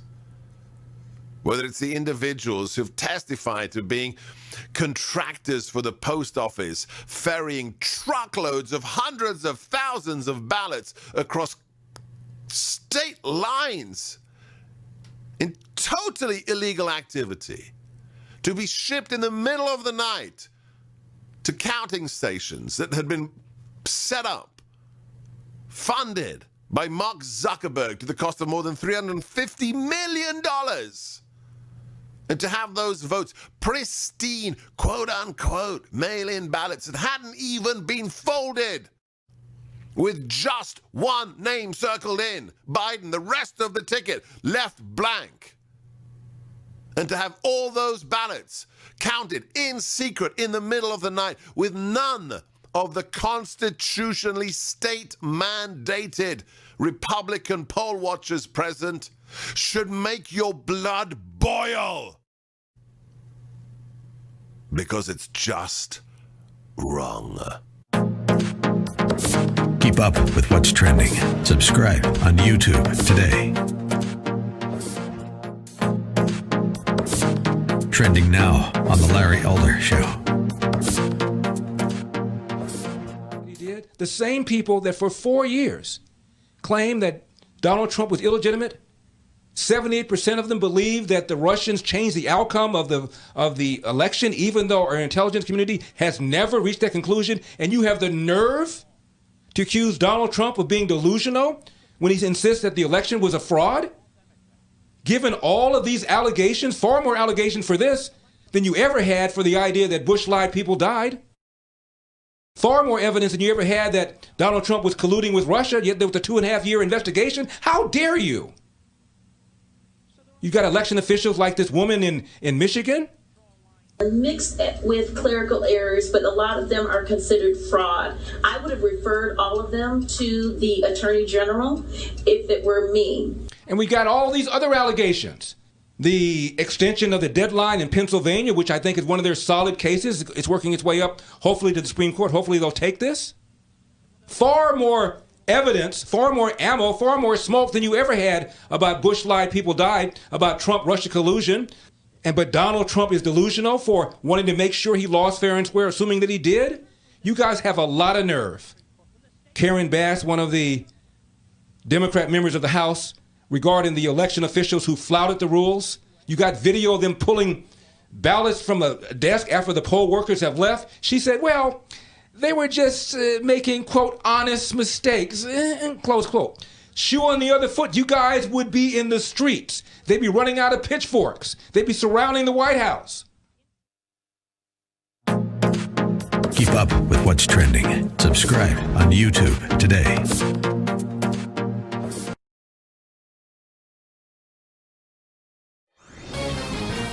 This is Lon Chen of the Hoover Institution for Townhall.com. California Governor Gavin Newsom has repeatedly called on Californians to come together and make sacrifices to fight COVID-19. The request would have been better received if, at the same time, Governor Newsom wasn't off violating his own public health guidance by dining with a group of lobbyists at one of America's most posh restaurants, or sending his kids to a Sacramento private school in person while many California schools remain closed for in-person learning and millions of students slog their way through online classes. The problem with Newsom's hypocritical actions is that they undercut the very healthcare professionals and scientists whose advice he is asking Californians to follow. It makes those of us who live in California wonder who we can trust and what guidance we should be listening to. At a time when we need leadership and clarity, Newsom has given us hypocrisy and confusion. California's voters won't soon forget his shortcomings. I'm Lon Chen.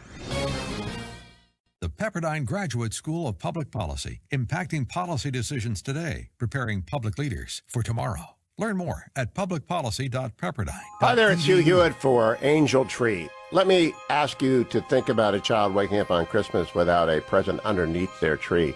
Indeed, there might not be a tree there at all. That's what happens to 2.5 million children who have one or both parents in prison every single year. Angel Tree steps forward and for $220 can provide 10 of those children with a present, with a Christmas, and with a gospel message. So I'm partnering with Angel Tree this year, and if you go to HughHewitt.com, at the very top you'll find the Angel Tree banner to make sure that those children, as many of them as possible, get some love at Christmas, some grace of the season.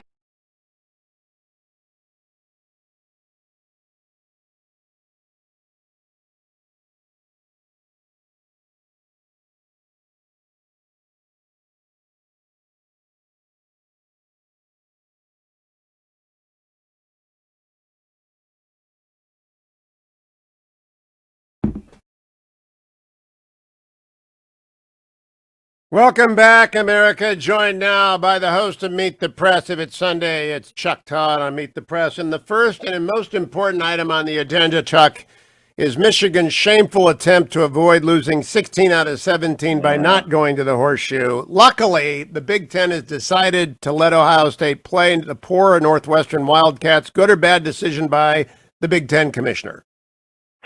You know, when you look at it from a financial point of view, it was the only decision to make. But ironically, it may not have mattered. And if I'm Ohio State, I'm relieved to be playing Northwestern and not Iowa. I actually think Iowa was the tougher matchup for them, not Northwestern. That's the irony of all of this. I think they got out of a harder game. Well, they're going to at least get to go into the Final Four. I don't believe Northwestern. But I don't think the playoff would have mattered. The playoff committee would have invited Ohio State anyway. Now, that's what I was going to ask you, because with only 5 wins, would they have dared invite a team with 5 wins that wasn't eligible for their own championship game to come? Yeah, they would. I think they would, as long as it was the way it was. I think, obviously, if Alabama lost and Clemson lost and all these other teams got into play, that's where Ohio State would have a problem. Now, the most controversial question of the week, if you were drafting for the Jets at 0-16, would you pick Trevor Lawrence, Justin Fields, or the kid from wherever he is? Florida. It's not even a close call. If you don't draft Trevor Lawrence, you're an idiot. Oh, you haven't been watching Justin Fields, Chuck? Yes, I have. And I will say this: he looks like a certain quarterback on the Washington football team that does not start either. Oh, he looks like Lamar Jackson is who he looks like. Oh well. Let's get to... You mean Dwayne Haskins? Yeah. No. That's what I'm telling you. Okay. I know. He was a good college player. Don't get me wrong. He's such a weapon. All right, I want to go to the Facebook lawsuit. This is not politics. This is policy. This is a lame duck FTC commission where 2 Democrats and 1 Republican have voted to bring an antitrust suit against one of America's excellent companies. I have no Facebook stock. I have no relationship with Facebook. I have concerns about their data collection. I believe that there is certainly something to do about national security. But our problem is TikTok. Our problem are CCP-dominated company. It's not Mark Zuckerberg or Google. What do you make of this? I think the 48 attorneys generals are just trying to get rich for their states. Well,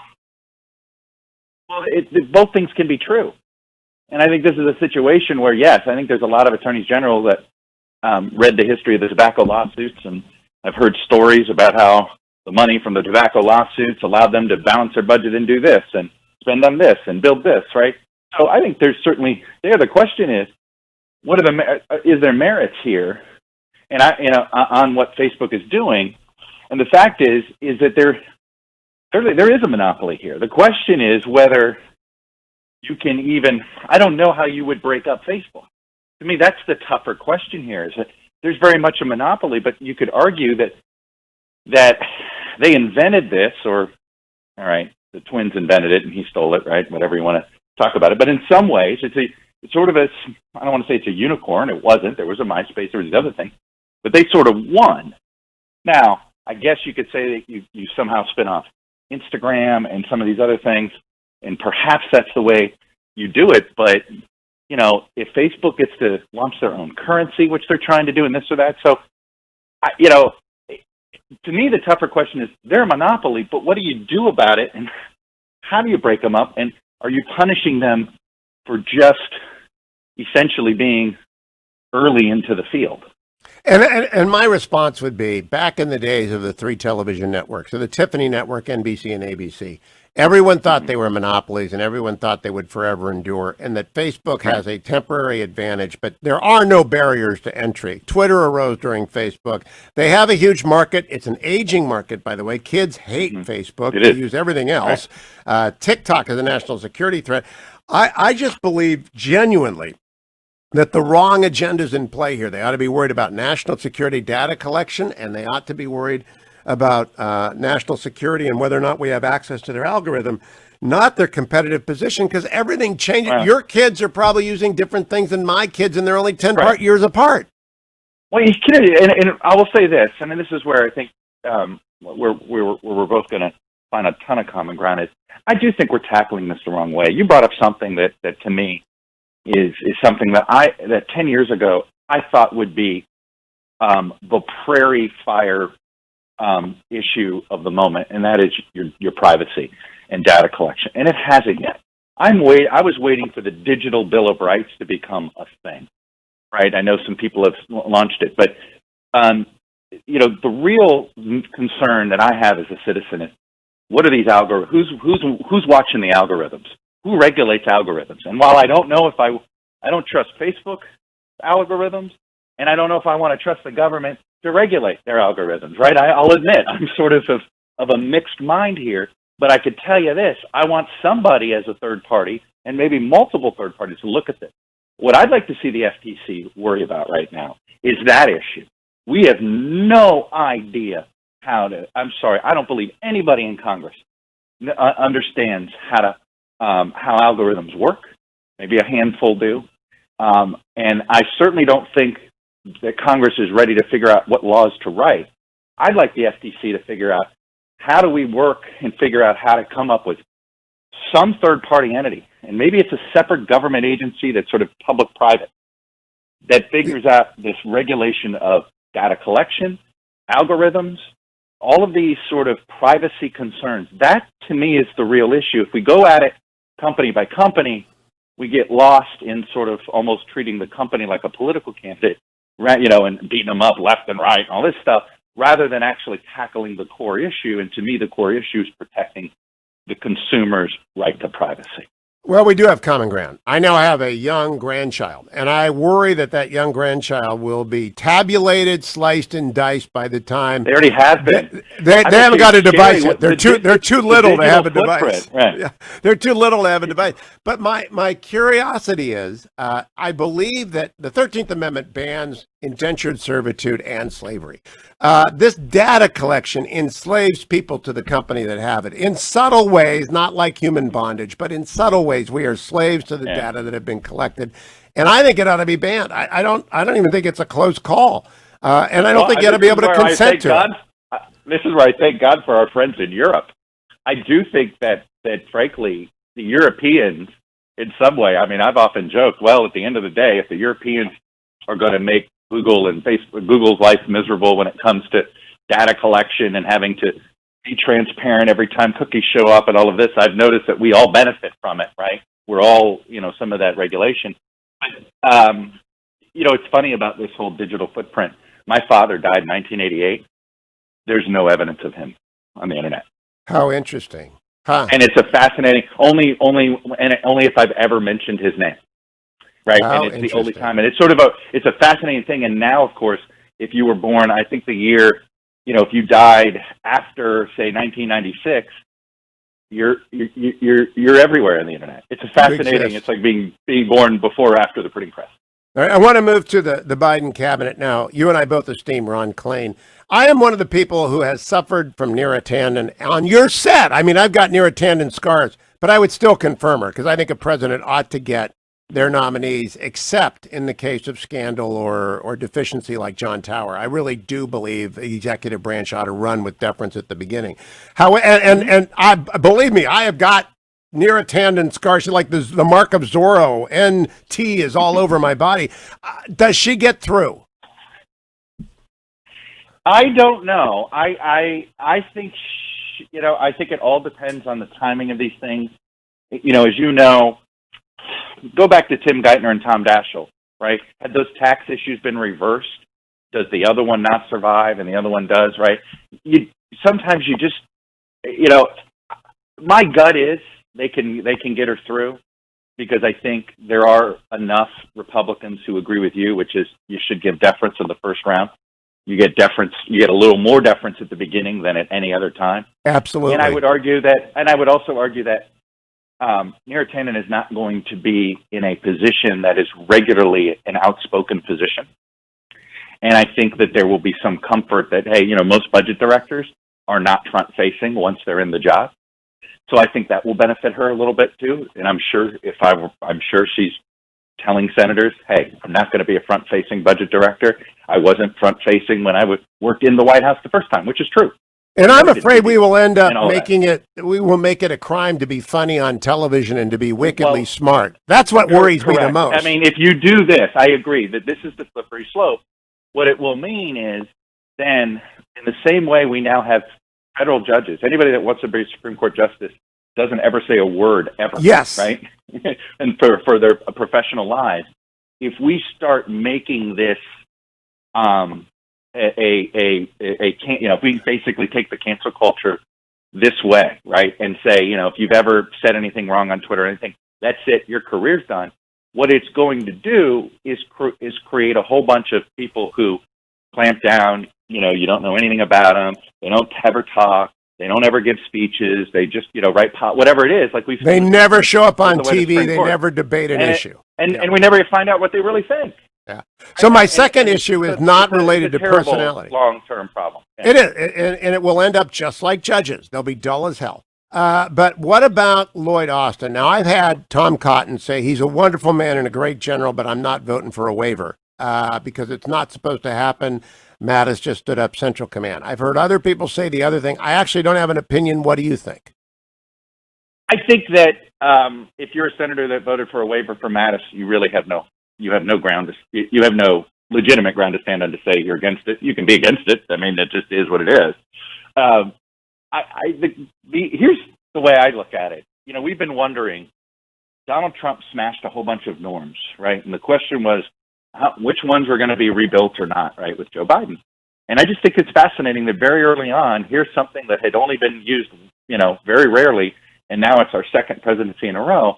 And I look at it, it's going to, to me, foreshadow, we thought a lot of things that Donald Trump did broke norms. Will they be restored? And I think the answer is most of them won't. Last question. Just a reminder, most norms don't get restored. Does President-elect Biden, the last question, does President-elect Biden put a Republican in his cabinet? Yes. But my guess is it's a Republican whose electoral career is over. Well, it can't be a never-Trumper, in my view, or it does no good at all. It's got to be, you're right. I expect it to be definitely a couple of Republicans on the ambassador level. Okay? I think I've seen Cindy McCain to the UK or to France or to Germany wouldn't surprise me at all. Places where John McCain was very close and very popular, that wouldn't, and I don't know if that qualifies as Republican. No. In your mind, and that's fine. No. I think some wouldn't. But it wouldn't surprise me if Jeff Flake. Well, that won't help at all. That'll make it worse. That'll make it worse. It just depends. The problem is, which skeptical Republicans will do it. Probably in the one place you'll find it more likely than not. Maybe there'll be an envoy. I could see them. They're certainly going to keep on some of the Middle East folks. So that could be another place where maybe you could find somebody that Republicans would say, oh, well, yeah, that's good for him, for Republican X to be working with them on this issue. Usually, I've got Undersecretary Krach coming up. He's one of them. Not very political, but very, very effective for Mike Pompeo. There are others. It just can't be a never-Trumper. Chuck Todd, we will see you on Sunday. If it's Sunday, it's Meet the Press. Chuck Todd will be there as usual.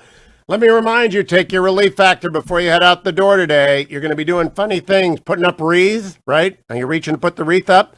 Are you dragging the permanent Christmas tree down from the attic? Are you hanging lights, which is very dangerous if you're over 30? Dwayne, don't do it again. Whatever you're doing, you're going to use different muscle groups, and they're going to be sore. So take your Relief Factor, $19.95. Get you started on a 3-week starter pack. ReliefFactor.com, ReliefFactor.com. Go nowhere, America. It's the Hugh Hewitt Show.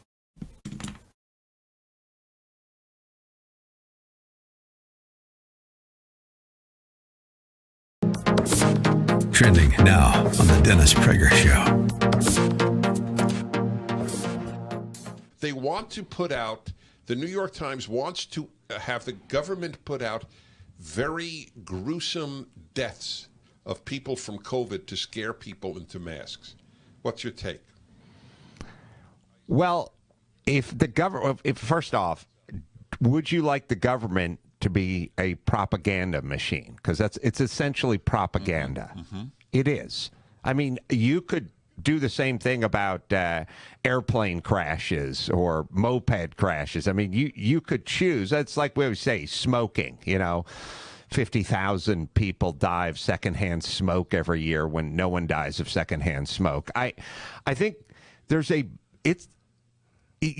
you're in very dangerous waters when you've lost the people.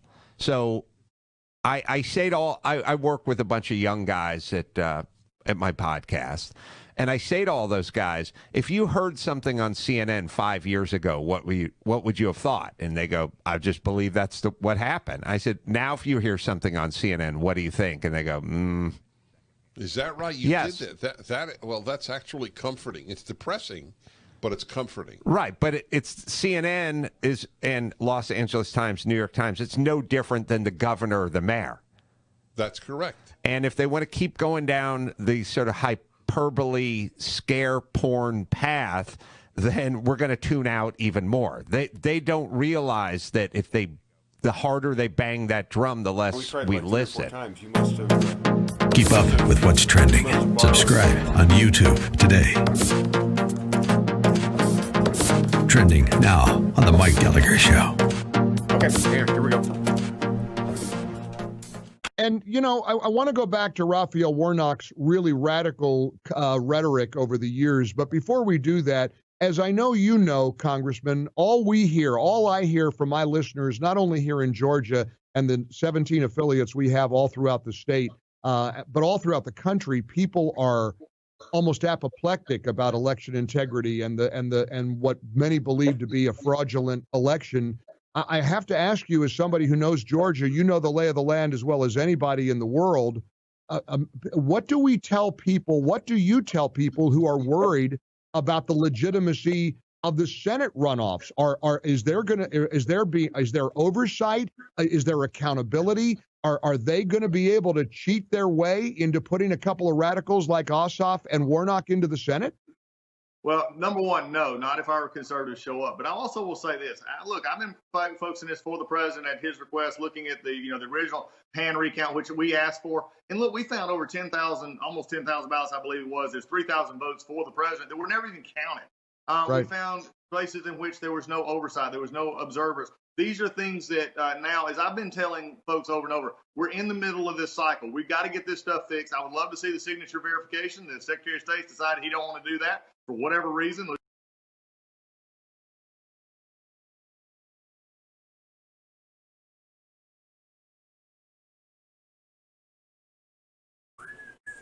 Welcome back, America. Hugh Hewitt, joined now by former United States Senator Jim Talent. He represented the great state of Missouri. He now represents pretty much every American in arguing for a strong national defense. Good morning, Senator Talent. How are you? Good morning, you, and thank you so much for that. I There certainly is- intend to do that in the days ahead, I'll tell you that. There is an article in the Wall Street Journal today authored by our friend Robert O'Brien, the National Security Advisor, and Russ Vought, the head of OMB, titled, "The Navy Stops Taking on Water, Decades of Cuts Left the U.S. Fleet at Almost 1916 levels, but President Trump is changing all that."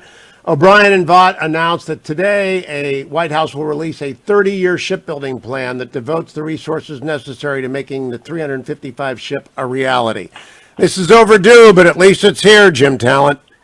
That's exactly my reaction. I would have loved to see this a couple years ago. It's no accident that this happens after O'Brien's been National Security Advisor for about a year.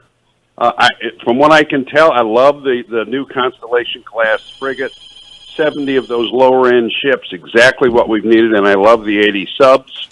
And they're going for 400 ships, which I've said for a long time, 355 is not adequate. We're outgunned, outmanned, and outranged in China's near seas, which they're treating like their territorial waters. Here's the thing, we can't do this without substantial real dollar increases in the defense budget, not in everything else we got to do. That's the question I'd ask Lloyd Austin if I was still on the Senate Armed Services Committee, and his name is forwarded to us for confirmation. Now, do you believe that the 355 ship plan was slow walked by the Pentagon, Jim Talent? I think the Navy resisted what we needed to do in order to make this plan work, which was to build a real mix of low-end as well as high-end ships. And I think that delayed it. And I think there was a failure at the top level, civilian leadership, to make the Navy do it, basically. And now they've succeeded in it. It was always going to be a struggle. But yeah, I think the answer is yes, because they want to build high-end ships. Now, the Constellation class you referred to, is that the frigate that's being built in Wisconsin? Well, I think a lot of them will be built in Wisconsin, but it could be that, or we have to see the plan, or it could be a new class of frigates. I mean, which would be fine too. I would not mind seeing a class of frigates that cost less than the new missile frigate. I mean, it's a great ship, but I don't. I think we can do it probably for less. We have to see what the plan says. I mean, I can't tell from the article. Now, where are the submarines built, Jim Talent? The Virginia class submarines are built. We had this discussion a couple years ago. In Virginia, in the shipyards there.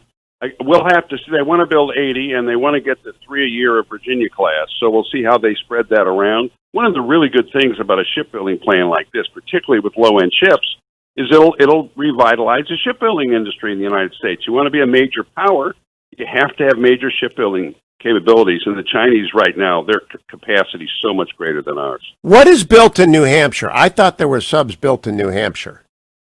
I'm not sure. You've caught me on this one. I'm not sure what they build. I know they build, surface combatants there, destroyers, but I'm not sure what they build, whether they build any of the components of the subs in New Hampshire. And the Bath Iron Works in Maine, they build ships as well. They built the infamous Zumwalt class, right? That's where those three came out of. That didn't, again, that's an example of trying to build a high-end ship that ended up costing so much that they could only do a few of them. Yeah. So, we need a mix in the fleet, and we need to spread that around, and I'm hopeful of revitalizing some of the shipyards that have gone into disuse over the years because we haven't been buying enough ships. Have you heard any buzz? Is Lloyd Austin, as an Army general, worry you about the Navy reallocation that General Milley, the chairman of the Joint Chiefs, hinted at Brookings this week? Yeah, we've had too much of a focus on the ground forces at the top of the department because we've had ground force people as secretaries. Now, they're not going in there, neither Esper nor Mattis, and saying, we're going to divert all the money to the ground forces. But the people they bring in with them are people they've known from their past service, which are typically ground force people. That's been a problem. And I don't like the fact that he's picked another uniform for the secretaries. But what I want Cotton and the others to do is to talk to Austin about whether he's going to fight for a higher top line. I mean, that to me is the number one issue. We can't do the rest of this without that. And actually, the fact that the guys had stars on his shoulders would be really helpful if he's willing to go in there and fight for the top line.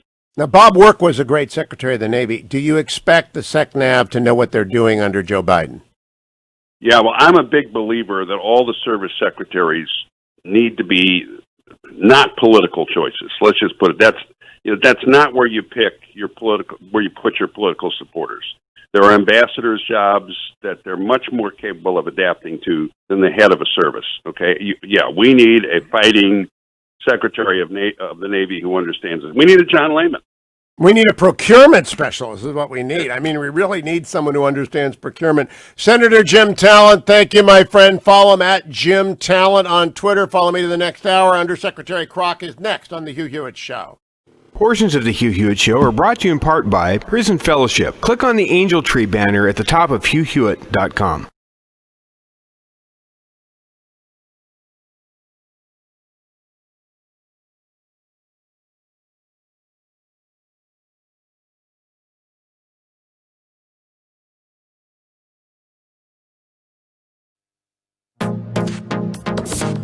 Trending now on The Larry Elder Show. State of Texas filed an election lawsuit with the Supreme Court against Pennsylvania, Georgia, Michigan, and Wisconsin, alleging that the states unconstitutionally changed their election laws, treated voters unequally, triggered voting irregularities by relaxing ballot integrity measures. The motion says, and I'm quoting, plaintiff state respectfully submits the foregoing types of electoral irregularities exceed the hanging Chad saga of the 2000 election in their departure from both state and federal law. Moreover, these flaws cumulatively preclude knowing who legitimately won the 2020 election and threaten to cloud all future elections, end of quote. In response, the Pennsylvania AG, Josh Shapiro, called the lawsuit meritless. Quote, they are a scheme by the President of the United States and some in the Republican Party to disregard the will of the people and name their own victors. This isn't a pick-your-own novel ending. This is democracy, end of quote. Referred to it as a publicity stunt. The Michigan AG also said the same thing, that it was a publicity stunt. Jim Jordan also wants to know why the Georgia governor is not allowing signatures to be checked. When you send out all these ballots, we had a staffer, I've said this many times, we had a staffer who works for our office and for the Judiciary Committee who at her apartment, she got her ballot, 4 other ballots were mailed to her apartment that were people who didn't live there. Yeah. That is a recipe for disaster. And all we're asking now is why won't Governor Kemp in Georgia, for example, let us recheck the signatures and actually find out the rejection rate that Mr. Starr was talking about earlier. Keep up with what's trending. Subscribe on YouTube today. Trending now on America First with Sebastian Gorka. Forget the lies and the mendacity of the candidate in question, whose name was circled in. A man who is incompetent, clinically incompetent, to hold any position of responsibility. Would you let this man walk your dog? Let alone be in control of the nuclear weapons of the most powerful nation in the world. A man who can't string clear sentences together without talking about how hirsute, how hairy his legs are, and how little children wanted to pat them down in the swimming pool. Good God, man, why aren't you in an asylum? It's not the fact that he's been a machine politician for 47 years. Hiding in his basement, unable to hold a rally through sheer cowardice, or because he knows nobody would go. It's not the fact that all of his co-conspirators who he colluded with, yes, real collusion, utterly and completely deep-sixed the story, with all its evidence of his son's corruption facilitated whilst he was vice president.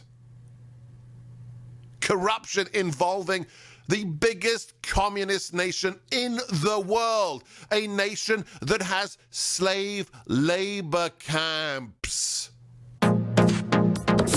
Keep up with what's trending. Subscribe on YouTube today.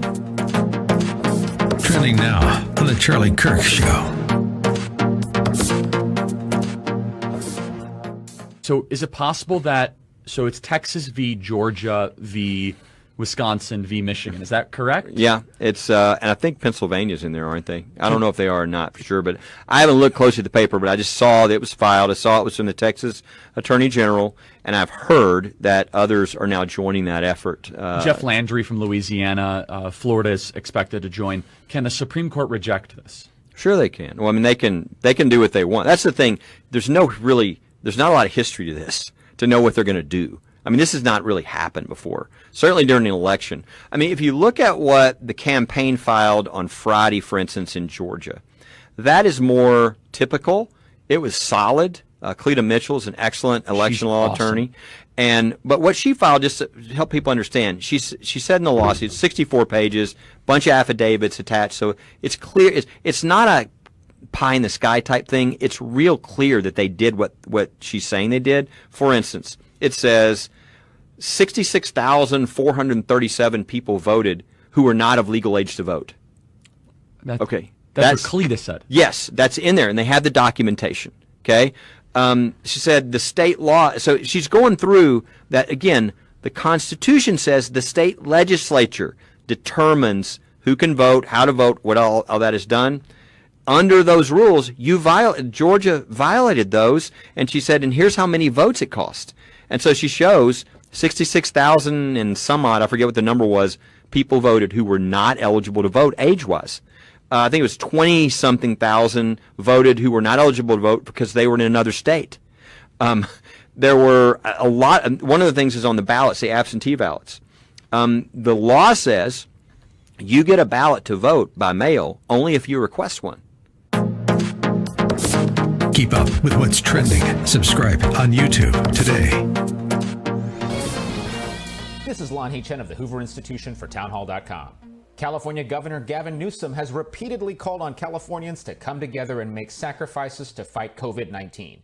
The request would have been better received if, at the same time, Governor Newsom wasn't off violating his own public health guidance by dining with a group of lobbyists at one of America's most posh restaurants, or sending his kids to a Sacramento private school in person while many California schools remain closed for in-person learning and millions of students slog their way through online classes.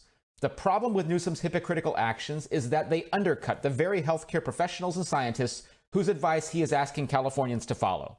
It makes those of us who live in California wonder who we can trust and what guidance we should be listening to. At a time when we need leadership and clarity, Newsom has given us hypocrisy and confusion. California's voters won't soon forget his shortcomings. I'm Lon Chen. The Pepperdine Graduate School of Public Policy, impacting policy decisions today, preparing public leaders for tomorrow. Learn more at publicpolicy.pepperdine. Hi there, it's Hugh Hewitt for Angel Tree. Let me ask you to think about a child waking up on Christmas without a present underneath their tree. Indeed, there might not be a tree there at all. That's what happens to 2.5 million children who have one or both parents in prison every single year. Angel Tree steps forward and for $220 can provide 10 of those children with a present, with a Christmas, and with a gospel message. So I'm partnering with Angel Tree this year, and if you go to HughHewitt.com, at the very top you'll find the Angel Tree banner to make sure that those children, as many of them as possible, get some love at Christmas, some grace of the season, the proclamation of the word, for unto him a child is born. That is what Prison Fellowship through Angel Tree does. That's what I'm asking you to do. Please go to HughHewitt.com and be as generous as you can. $220 gift gives those gifts that Christmas to 10 different children. And thank you. Merry Christmas.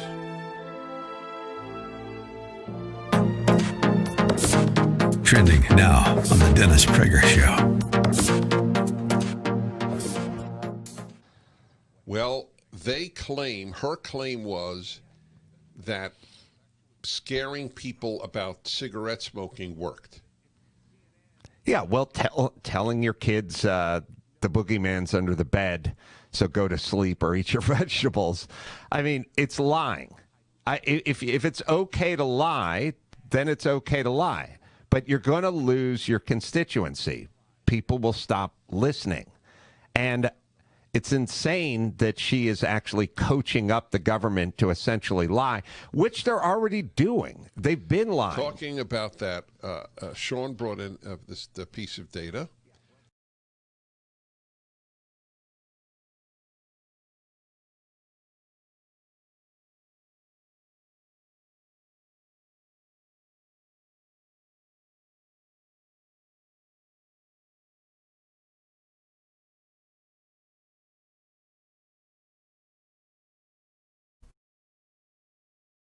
Morning glory, America. Bonjour, hi, Canada. Greetings, my 400 affiliates across the United States. So pleased to welcome back to the Hugh Hewitt Show Undersecretary of State Keith Krach. He is the man in charge of our technology and the revolution that state is overseeing in creating a clean network. We got lots to talk about. Good morning, Mr. Undersecretary. Great to have you on the show. It's just so great to be back. Thank you so much, my friend. I want to begin with a subject I discussed earlier today with Chuck Todd and others. Before we move to the clean network, yesterday the FTC brought an enforcement action along with 48 attorney generals against Facebook. I am not a fan of this. I think it's wholly misplaced, driven by plaintiffs' lawyers, and I think it takes our eye off the ball, which is Chinese communist infiltration of our networks. while striking at the heart of American industrial and technological might. Do you have an opinion on this? Well, I think, Hugh, these companies, these high-tech companies, they're not allowed in China. Although the Chinese ambassador uses all these companies here in the U.S., it's a great one-way China firewall.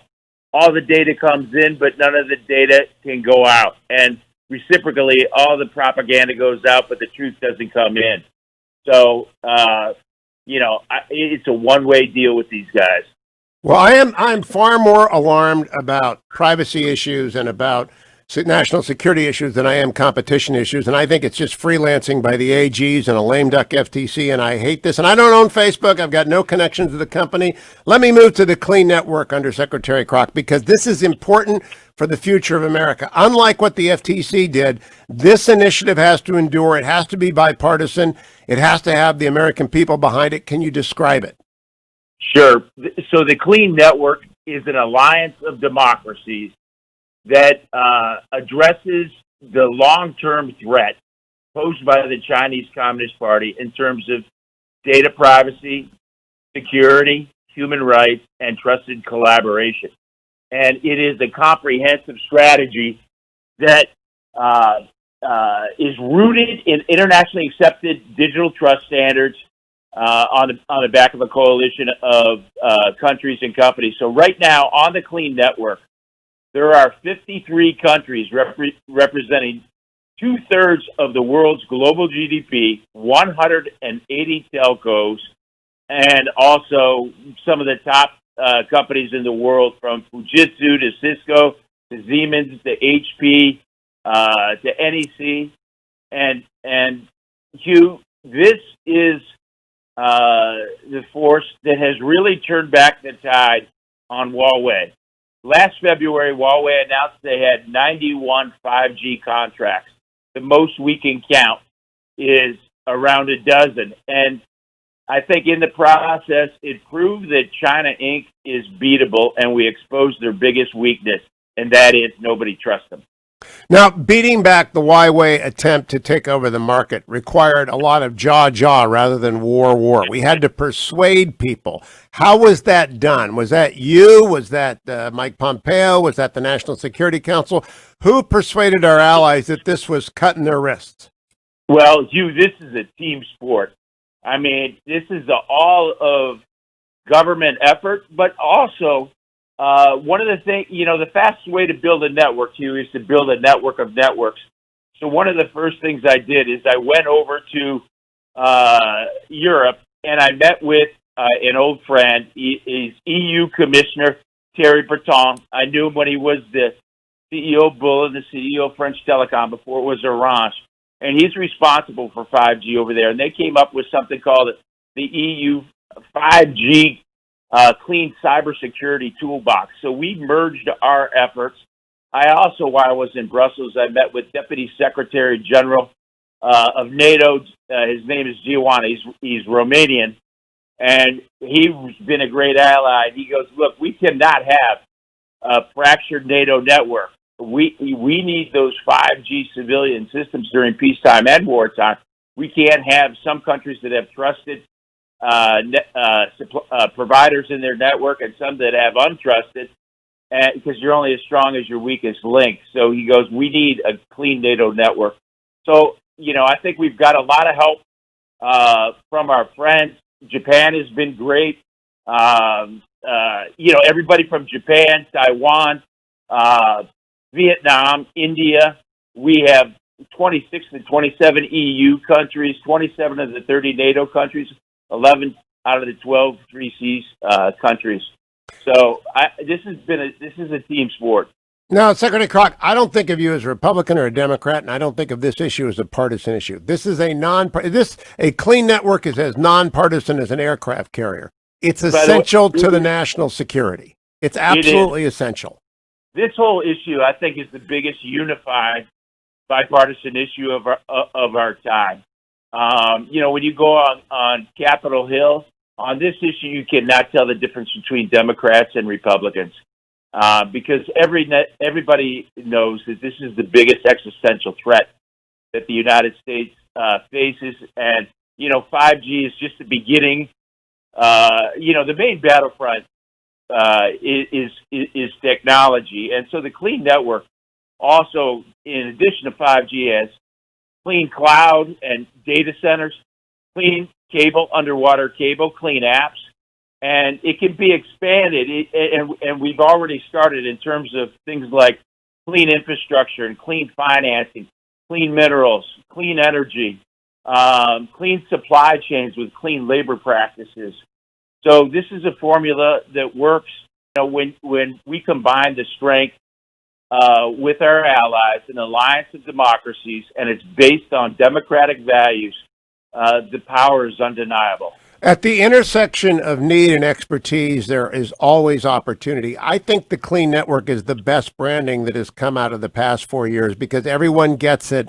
And the idea, the appeal of a clean network, of a good housekeeping seal of approval. Now, that's an old term that people under 40 won't understand, but it stood for that which had been reviewed by experts and had been found to be reliable. That's what the Clean Network symbol, seal of approval is. How do people know if they're dealing with a clean network participant? Well, first of all, by matter of exclusion, because the ones that aren't clean are the ones that come from China, because the Chinese Communist Party has the National Intelligence Act that requires any Chinese company, state-owned or otherwise, or any citizen to turn over any information, proprietary technology, intellectual property, or data upon request to the Chinese Communist Party, or you suffer the consequence. So, if you look at this, at the end of the day, this is not a technical decision deciding on clean technology. It all boils down to trust. Who do you trust? And do you trust a country that is an authoritarian state that has a law like that and has stolen intellectual property and done all kinds of things? I am talking with Undersecretary Keith Krach. You can follow him on Twitter at Keith J. Krach. He's a high-tech executive. He founded DocuSign. He actually knows what he's doing. He's the ambassador of Silicon Valley to Washington, D.C., and he's accepted by everyone as an honest and fair broker on these matters. Mr. Secretary, the Fang scandal broke this week. Do people who are concerned about infiltration of their companies, their networks, their friends, can they rely on the clean network as a quick shortcut to reliability of provider? By the way, they can, because this is a critical thing. Data privacy and security is the issue of our time, and this is something that is also a big thing that not only takes it all a government effort, but it takes the private sector, it takes our international partners. So, Hugh, this is key. Okay, last question, Mr. Secretary. You have lots of friends in Silicon Valley, lots of friends throughout California. You're the Golden States guy in Washington right now. Do they get it? Do the tech sector get the need to stay away from companies that are not in the clean network? They do. One of the things that I did, Hugh, at the beginning of the year is I took Secretary Pompeo out to Silicon Valley. I hosted him out there for 4 days. The first night, we kicked it off with a dinner at my home with 36 of the top CEOs. You'd recognize all of these guys. And I had them go around the table and tell their Communist Party war stories. And, I mean, it was horrific. And at the end of the night, I said, look, guys, we always say out here that corporate responsibility is social responsibility. It's also national security, too, because not only is the Chinese Communist Party a real and urgent threat to democracy, but it's a real and urgent threat to your companies because they don't want to just compete. They want to put you out of business. And that resonated, you. Great message. Undersecretary Keith Krach, thank you for joining me this morning. Follow him on Twitter at Keith J. Krach. Follow me to the next segment of the Hugh Hewitt Show. Portions of the Hugh Hewitt Show are brought to you in part by Birch Gold Group.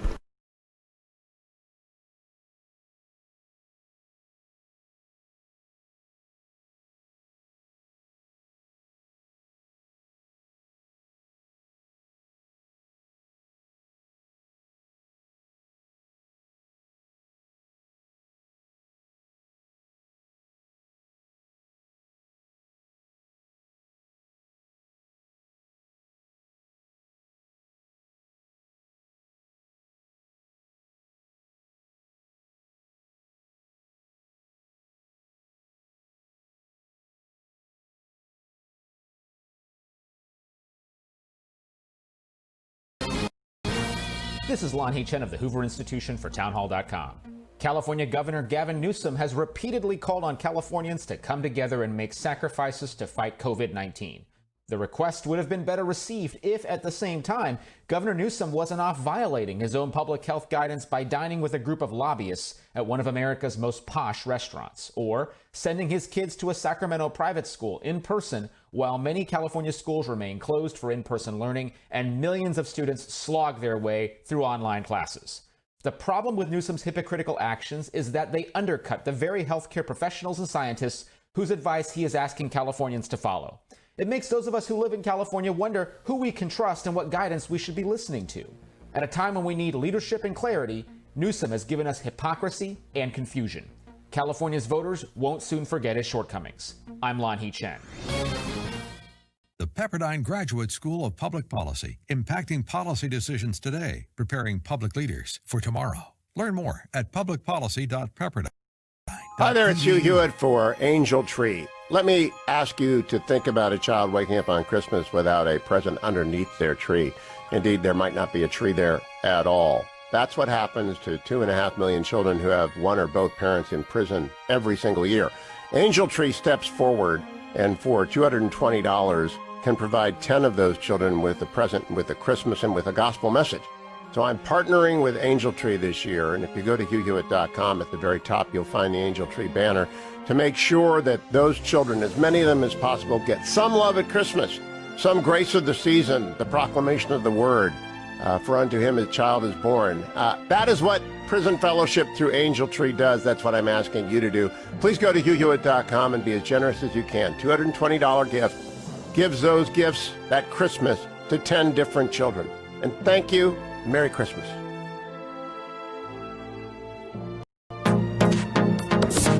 Trending now on the Dennis Prager Show. Well, her claim was that scaring people about cigarette smoking worked. Yeah, well, telling your kids the boogeyman's under the bed, so go to sleep or eat your vegetables. I mean, it's lying. If it's okay to lie, then it's okay to lie. But you're going to lose your constituency. People will stop listening.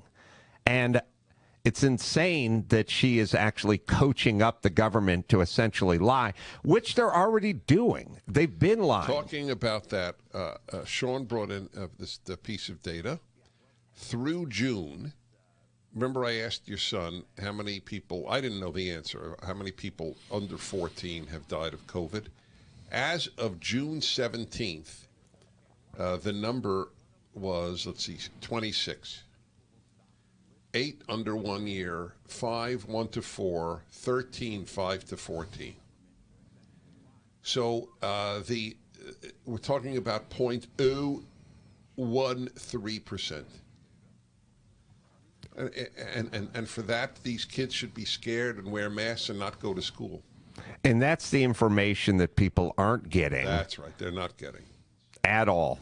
The news agencies won't report on that. Yeah, we're now at a point where everyone is just going to have to start deciding for themselves what's best for them, because there's clearly an agenda going on. And not only that, they're saying the stuff out loud that they're not supposed to be saying out loud. You're not supposed to announce we need to start scaring people before you start scaring people when you've been scaring people.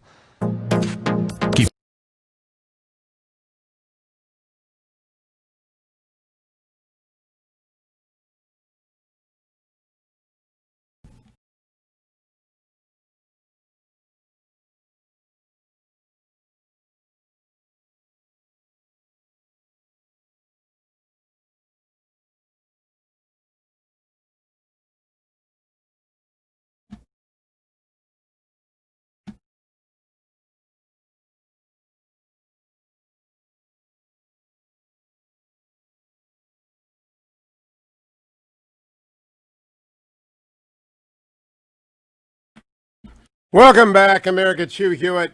Keith Krach is a great American. I don't know if he's a Republican or a Democrat. He's just out there inventing the clean network. And every American has got to understand. I would like to see an ETF built or a mutual fund built only using clean network companies so that you can be assured that your investment dollars are not going to Chinese Communist Party fronts. And every company coming out of the CCP and out of the PRC is in fact the Chinese Communist Front. And you just need to know that. We should not be sending the antitrust division of the FTC to break up Facebook. We ought to be sending the FTC out to make sure that the trade being conducted by PRC companies is clean. That would be useful. The state AGs, that would be useful. I think they're afraid of the CCP. That is maddening to me, that we are wasting American time and energy attacking our own and letting the Chinese Communist Party run ragged over the country. 1-800-520-1234. What do you think about the effort to bring down Facebook? It's a nightmare. It's stupid. Let me check the market, though. Brought to you by AndrewandTodd.com. Andrew Del Rey, Todd Avakian. AndrewandTodd.com. They were Sierra Pacific. I tell you about them a couple of times a day. And I update the market for you a couple of times a day. And this is where you go to buy a house to get a pre-qualifying letter. The home market is hot as hot can be. The Hot Stove League is not in baseball at the winter meetings, which are underway. Poor Francisco Linder may be gone from Cleveland by the end of the day. You never know. Allegedly to the Toronto Blue Jays. AndrewandTodd.com are the people you turn to when you need to borrow money to buy a house, or you need to get money out of your house because you've got equity and you have to access it because of COVID-related stress on your business, or you got to pay for college, or you just want to add a room to the house. Give a call, 888-888-1172, best team in the world. There was Sierra Pacific, but they have the best office, the number one office. Or go online to Andrew and Todd, 2 D's in Todd, you Steelers fans, AndrewandTodd.com. Answer a couple of questions. I'll be right back to you. Horrible day on the market yesterday, down 105, NASDAQ off 243. S&P down 29. Looks to be another bad day today because the stimulus bill, the rescue bill, whatever you call phase 4, going nowhere fast because of Nancy Pelosi. They really want to lose Georgia. I think that Nancy Pelosi just wants to be the only Democrat who matters, and she wants to sink Chuck Schumer because she's killing Chuck Schumer by obstructing a relief bill, by taking ridiculous positions on no liability. If Rafael Warnock and John Lightweight Ossoff win, Ossoff is AOC light, Rafael Warnock is the most radical person I've ever seen run. Can we play the new Rafael Warnock clip? This is Rafael Warnock talking about Castro. And we just found this today. Here he is. It's in 2016. Cut number 9. We pray for the people of Cuba in this moment. We remember Fidel Castro, whose legacy is complex. Don't let anybody tell you a simple story. Life usually isn't very simple.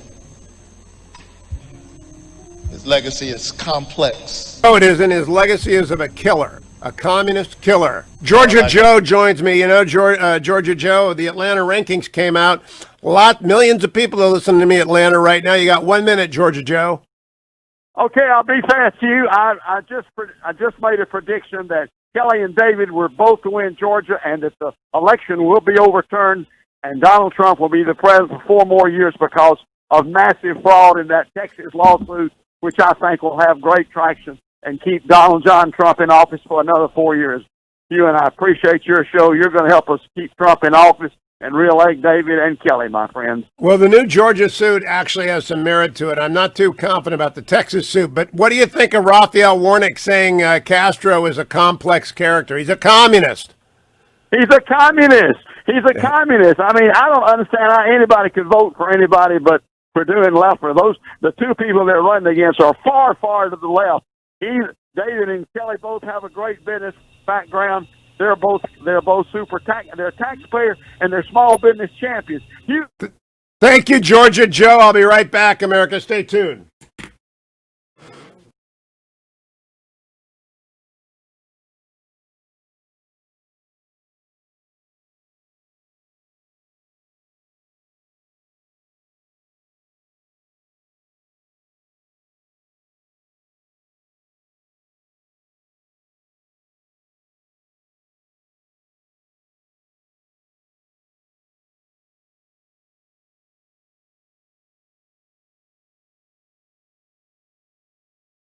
Trending now on The Charlie Kirk Show.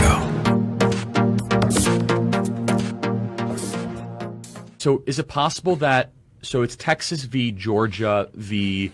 Wisconsin v. Michigan, is that correct? Yeah, it's and I think Pennsylvania's in there, aren't they? I don't know if they are or not for sure, but I haven't looked closely at the paper, but I just saw that it was filed. I saw it was from the Texas Attorney General, and I've heard that others are now joining that effort. Jeff Landry from Louisiana, Florida is expected to join. Can the Supreme Court reject this? Sure they can. Well, I mean, they can do what they want. That's the thing. There's not a lot of history to this to know what they're going to do. I mean, this has not really happened before, certainly during an election. I mean, if you look at what the campaign filed on Friday, for instance, in Georgia, that is more typical. It was solid. Cleta Mitchell is an excellent election law attorney.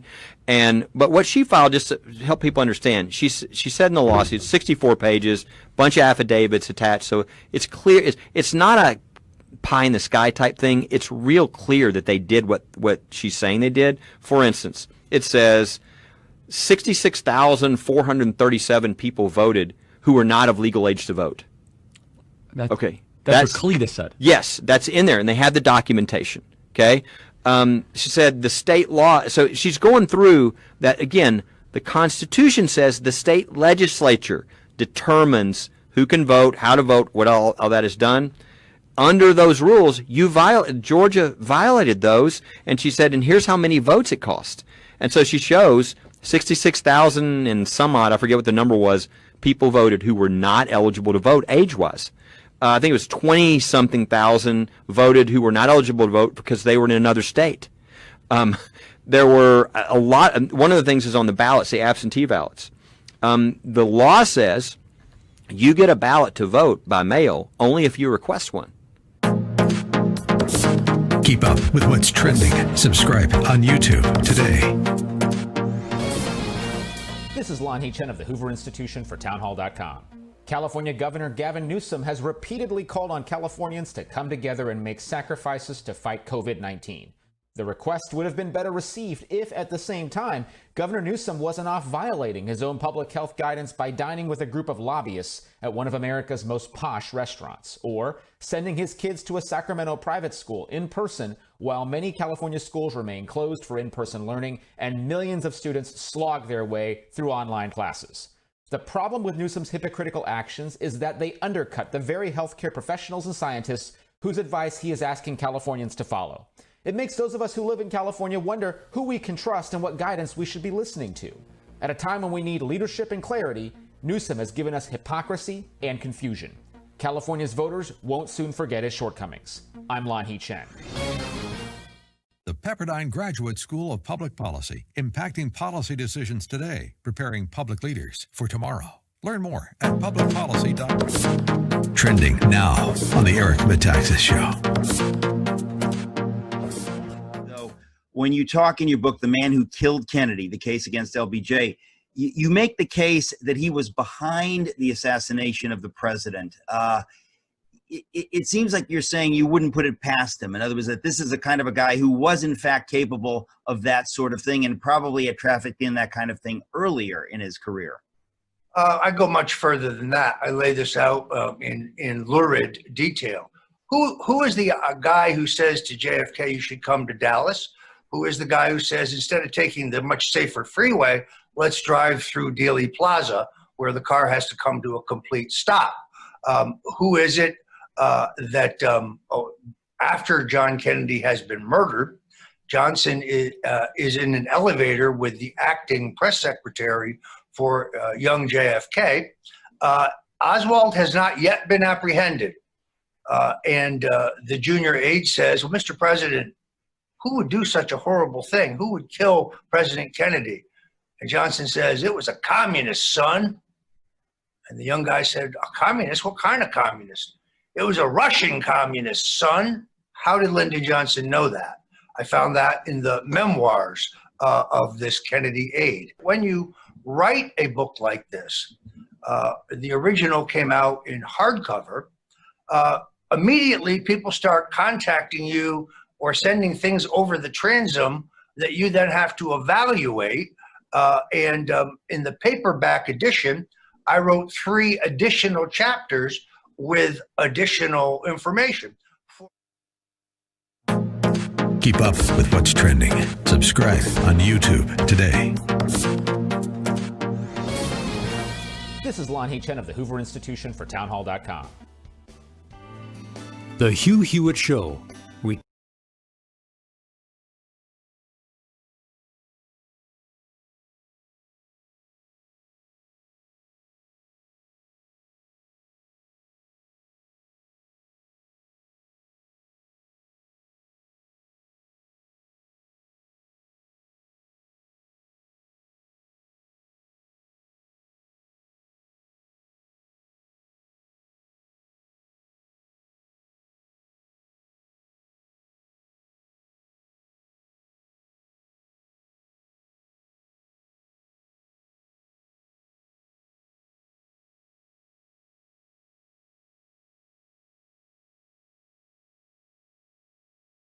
Welcome back, America. It's Hugh Hewitt. This segment is intended to bless you because my guest is Jan Janura, joining us by Zoom from Southern California. I guess he's on the phone. Hello, Jan Janura. How are you? Hugh Hewitt, my favorite voice in the morning. Well, there you go. You're rarely up to hear wife's, me. That is. I know. You're rarely up to hear me. Jan Janura, you are the founder of The Wild Adventure. And The Wild Adventure has served so many hundreds of people who listen to this show, TWA.US, TWA.US. I invited you on because at Christmas, people give a trip to The Wild Adventure to their loved ones, to their fathers and their sons, to their brothers and to their loved ones and best friends. And the thing fills up fast. Would you explain what thewildadventure.us is, TWA.US? Well, Hugh, I started doing this 40 years ago. It's not my profession, it's just my passion. And it's really getting guys together around fly fishing, which, as you know, because you're a world expert at this point, is a wonderful, it's the only kind of fishing I do in southwest Montana, one of the most beautiful areas in the world that I've been to anyway, on the Madison River. And we talk about we have a great time, smoke the occasional cigar, have the occasional glass of wine, and we fish the Madison River.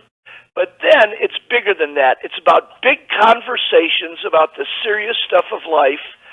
And, you know, we've been, like last year, we did 16 different trips out there with guys, and we've got alumni who are doctors, who are ex-NFL players, myself, that convene these trips, and guys come away unbelievably just touched by this deal. In fact, our little acrostic is TCBTGWOL, which stands for this could be the greatest week of your life, because so many guys say this was one of the greatest weeks of their lives. I often play their testimonies. You talk to every single guy who's leaving The Wild Adventure when they leave, and almost to a person, indeed, I've never seen a negative review, but almost to a person, and you talk to them all.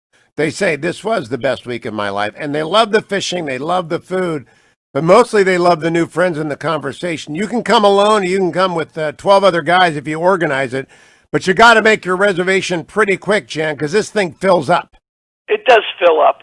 And you talked about, I do talk to almost every guy who's here. I do a video exit with them. And two questions I ask them are, have you ever been on anything like this in your life? And almost to a man, they say, absolutely nothing like this. And then I ask them how it was. And guys say, it changed my life. I found my heart. The good part about it is we're not there to push an agenda, but we're there to talk about the big stuff of life. And trust me, guys, everybody wants to talk about the big issues of life because, you know, what we're going through now is serious and what we've been going through with this political deal is serious, but there's a much bigger story than that, and you want to be ready for it. So that's what it's really about. Now, Jan, I like to tell people you are a very accomplished businessman. You were originally a Young Life volunteer, which tells people what and then a Young Life staffer, which tells people what your heart is. But then you went into business and you succeeded beyond your wildest dream, and you've devoted your retirement and indeed a lot of your working life to bringing men together in conversation settings, which are very, very centered on the guys who are there and putting their phones away and just enjoying life, fishing, good food, and friendship. Why did you get into this? because I had a personal need for it, Hugh. I was tired of just hanging out in the insipid conversations that talked about the 3 Bs, which is sports, the Bears, business, and then women. Anatomy. That's the 3rd B. You figure that one out on your own. And I got into fly fishing very early on, and I just fell in love with it, and I started taking my friends, and one deal led to another, and they invited their buddies, and more guys came, and we did Alaska for several weeks for 13 years, and then I bought a ranch. I flew over 125 ranches in 2 weeks, and I bought this ranch in Montana on the Madison River that, as you know, because you've been there several times, so has Dwayne, has this magnificent setting right on the river, 1.5 miles of the river. We look at the Madison Range. We've got 7 lakes. Guys, we do a little fishing contest at the end of the week. Guys will land sometimes a 30-inch rainbow trout. That's enormous. I did 32 inches. And I remember, because that's James Brown's number. I remember Jimmy Brown's number. But I want to assure people, I can't do anything well. And they make it easy, given the guides that go on the Madison with you. They will teach you how to fly fish. They will tell you whatever to bring. And you subsidize every single person. It costs money, but it's you subsidize. They could not do this for under $10,000, my view, at a similar camp. You subsidize everyone, and now you're running the young guns. So I want to tell people, a lot of people who come are over 40 or 45. There are a couple of older guys who come as well, like me. Dwayne's really ancient. But then you've got this Young Guns program, which meets at a different place. Who is that for, Jan Janura? It's more a mentality, but it's guys usually under 30 who are just trying to figure it out. And we do that up at Rainbow Lake Lodge, which is has a 70-acre private lake and 2 other private lakes that we have there, and it sits in the middle of 150,000 acres of national forest.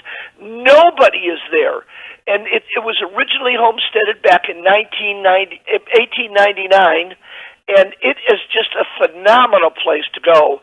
And the Young Guns love it. It's all set up. We refurbished and rebuilt the original log cabins that were there, and I had the great opportunity to be invited to one of them, because those guys will run you ragged. They're up till 3:30 in the morning, but they're all dealing with the big things of life. And I sat down with them. I said, "Can I ask you a question?" They said, "Sure." I said, "What's the biggest question you have in your life?" And almost to a man, they said, "What is my purpose here? What is this all about?" Well, given what's going on in our lives today, no question that's a huge question. What is this all about? So that's what they talk about, but we're not there to push any agenda on them. We're there to have them ask the big questions and answer them for themselves. Now, I want to stress, the Smiling Moose, where I have gone, where Dwayne has gone, is different from the Young Guns Rainbow Lodge. The Smiling Moose is really the most beautiful place I've been in America. And Jan has given me a free pass. He's seen me fish, so he lets me stay in the rocking chair on the porch sometimes. And you could actually spend 4 days just sitting there rocking, looking at the Madison. It is that beautiful. But people come from all over the country, and I want to stress this. Many of them are gifted this week by mothers and wives and daughters and sisters. And all they have to go is twa.us and find out what weeks are there. How many different people have been gifted in the recent years, Jan, sent by their wives, their mothers, their daughters, their sisters? Oh, I'd say a big percentage, because the first night when we kind of get together after we do our fly fishing teaching deal on how to cast, we get together, kind of a meet and a greet, a little bit bigger amplified of your bio, but not anything real heavy. And guys say, "Yeah, my wife gave this to me," and I said, "You're kidding." And I said, "No." I said, "Did that freak you out a little?" They said, "Yeah, but it's a little like going to counseling. If your wife says we need to go to counseling, the only thing you can say is, 'When are we going?'" And it's also a lot like a workaholic being told by the boss they're going to take 2 weeks off whether they want to or not, because this is really away from it. I don't think I've seen a cell phone up there. And I think that is great. Some people can't imagine it, but it's kind of necessary to break the electronic umbilical cord that all of us are carrying around now. It's a huge element of it. We talk it getting away from the noise. Our lives are so jam-packed, even in this whole pandemic deal. We're trying to keep up the pace and do this and do that. We don't have a time to slow down and listen to our hearts and really find ourselves. In fact, many guys have said, when I ask them the question, what was this week for you? What was your biggest takeaway? They said, my biggest takeaway was that I found my heart and got in touch with myself. I was a member of YPO, which that's their biggest question they always ask. What's your takeaway? And to me, that's it. You know, by the way, you talk about fly fishing. If you've never fly fished, it doesn't matter. We've got some of the best guides on the Madison River, and at the end of this week, they'll have you going, just like your brother-in-law who got into it big time, but 50% of the guys who come on this have never fly fished. Yeah, my brother-in-law had never he was a natural. He was out wading in the middle of the river. I hooked the guide more often than he hooked a fish, but he hooked a lot of fish. My guide was just bleeding. Let me wrap up by saying this, Jan. People who have any hesitation should just go to twa.us. And they ought to sign up if they want. A couple of guys show up intending just to fish. They just intend to come and fish, and they want to go fish the Madison at the price that you offer. And then they end up loving everything else. They love the fishing because it is the Madison. It's the best fly fishing in America. But then they tell you, we came for the fish and we stayed for the conversation. Yeah. I mean, it really is an epic deal. And then every January, this year excluded because we aren't able to meet in California in groups of more than one. We have a gathering, and we'll have guys fly in from all over the country, and they come back just for more of this deep, visceral deal that they experienced up there.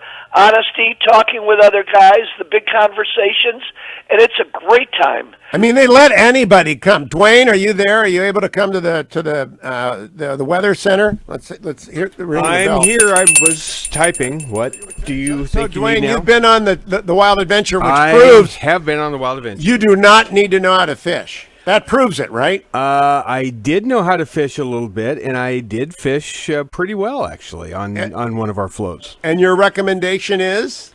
If you have the chance to do it, do it. By all means, do it. The country is just gorgeous country. It's good to get out. It's a good way to kind of plug back into what's really important in your life. It's really a good week. So, like, Jan Janura, like your great buddy Bill Abdel said, he came there and he left with 11 new best friends. Well, what does he know? What does he know? Yeah, and the other thing is, everybody says they catch a fish and nobody calls them on it because what's said in Montana stays in Montana. Jan Janura, congratulations on another great year of the Wild Adventure. I encourage everyone out there listening, twa.us. That's where you go to get it for yourself or to gift it to your husband, your son, your dad, your brother, your best friend. Come alone, come with a bunch of friends, but do come. twa.us. Thank you, Jan. Thank you. Bye, Thank you, my friend. Merry Christmas. Let me also remind all of you, relieffactor.com, relieffactor.com. You're going to need it if you go up fishing at the Wild Adventure. You're absolutely going to need it if you go up fishing at the Wild Adventure. twa.us is where you line up for the Wild Adventure, but relieffactor.com is where you get the packet that you got to take every day. Now, many of you have never been fly fishing before, and even after you go like Dwayne, you haven't been fly fishing still. But you will have the aches and pains that come from falling in the river like Dwayne did. You're going to have the aches and pains from falling down the slope like Dwayne did. You're going to have the aches and pains from falling in the boat like Dwayne did.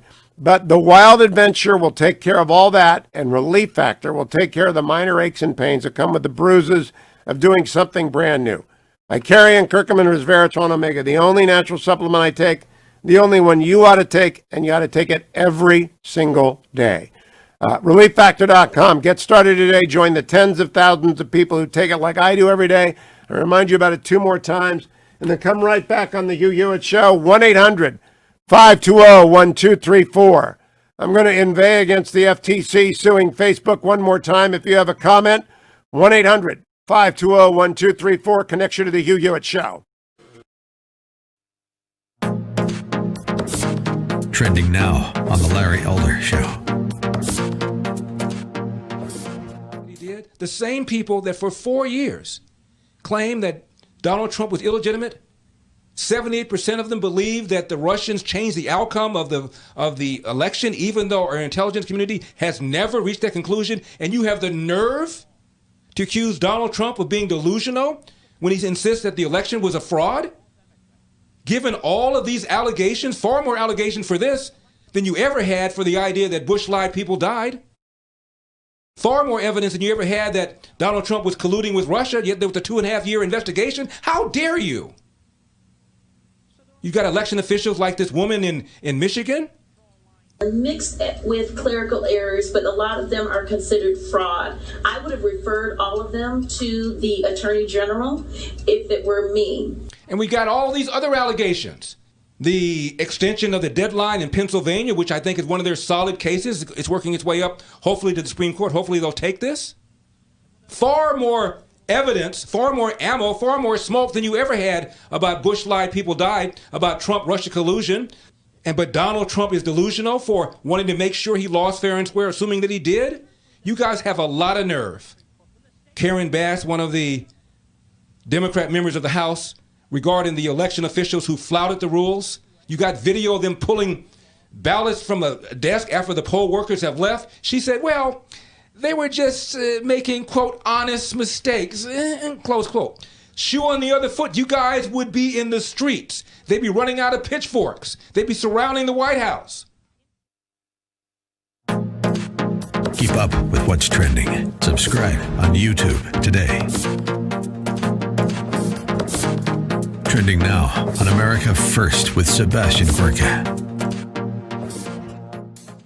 The idea that the only nation founded on the principle of individual liberty and freedom with the oldest written constitution could have its election so prostituted, so degraded by the hundreds, the thousands of pieces of evidence we've seen in the last 5 weeks.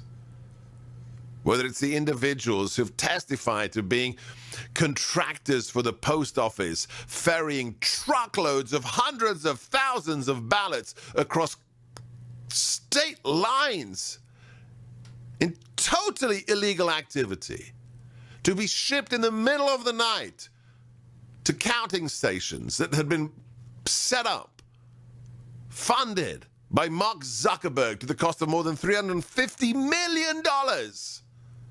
And to have those votes, pristine, quote-unquote, mail-in ballots that hadn't even been folded, with just one name circled in, Biden, the rest of the ticket left blank. And to have all those ballots counted in secret in the middle of the night with none of the constitutionally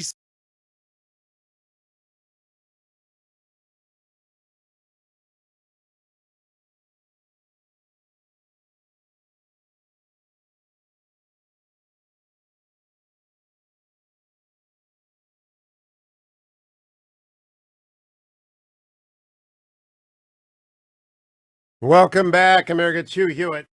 We love the music of Christmas. In fact, last weekend was the Lessons in Songs at my church, and we had to watch it virtually, and that's unfortunate. Lessons and Carols does more for the lost and the least. People throw money into the Salvation Army kettle. My listeners will go to the Angel Tree banner at HughHewitt.com. They'll come from church, and they will be full of the Christmas spirit. And if they had actually been to church and the patios were open, they would have sponsored an Angel Tree child. There are 2.7 million children in America who have mom or dad or both parents behind bars. That doesn't mean they don't deserve Christmas. They're innocent. And Christmas comes to them often through the willing hands and your gifts, sponsored by Angel Tree. If you head over to HughHewitt.com at the very top, you will see that banner. And I hope you are moved to think about children who get no Christmas unless you help them, and to think about Angel Tree, which is usually so effective and efficient on church patios. They're shuttered this year. So whatever your best gift is last year, I hope you double it this year. If you gave 50, give 100. If you gave 1,000, give 2,000. Give as much as you can, because Angel Tree is one of those gifts that you'll never see who gets it. You'll never know the difference it makes. But listen to Cassidy, whose father's been in prison a long time, talking about Angel Tree. When I was younger, my dad was never in my life. He was in and out of my life. It was kind of hard, like him not being there, because it was just me and my mom. And Angel Tree made me feel like my dad really loved me and thinks about me all the time. So if you're thinking about donating to Angel Tree, it's a really good thing to do, to contribute to us kids, because it'll make us feel special and make us feel like we're important in life, and it'll make us feel loved, you know, and everyone wants to feel loved. Thank you, Angel Tree, for helping me connect with my dad. Makes me feel important. It does when you connect with your mom and dad, even though they're away sometimes for many, many years. That Christmas present means everything. Angel Tree makes it happen. You make it happen. Some gifts are expensive.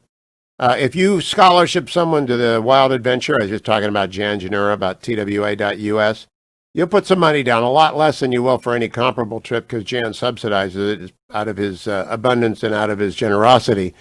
But you'll be paying a lot, and it will be worth it, every penny. Some gifts don't cost much. It costs $22 to sponsor a kid at Angel Tree.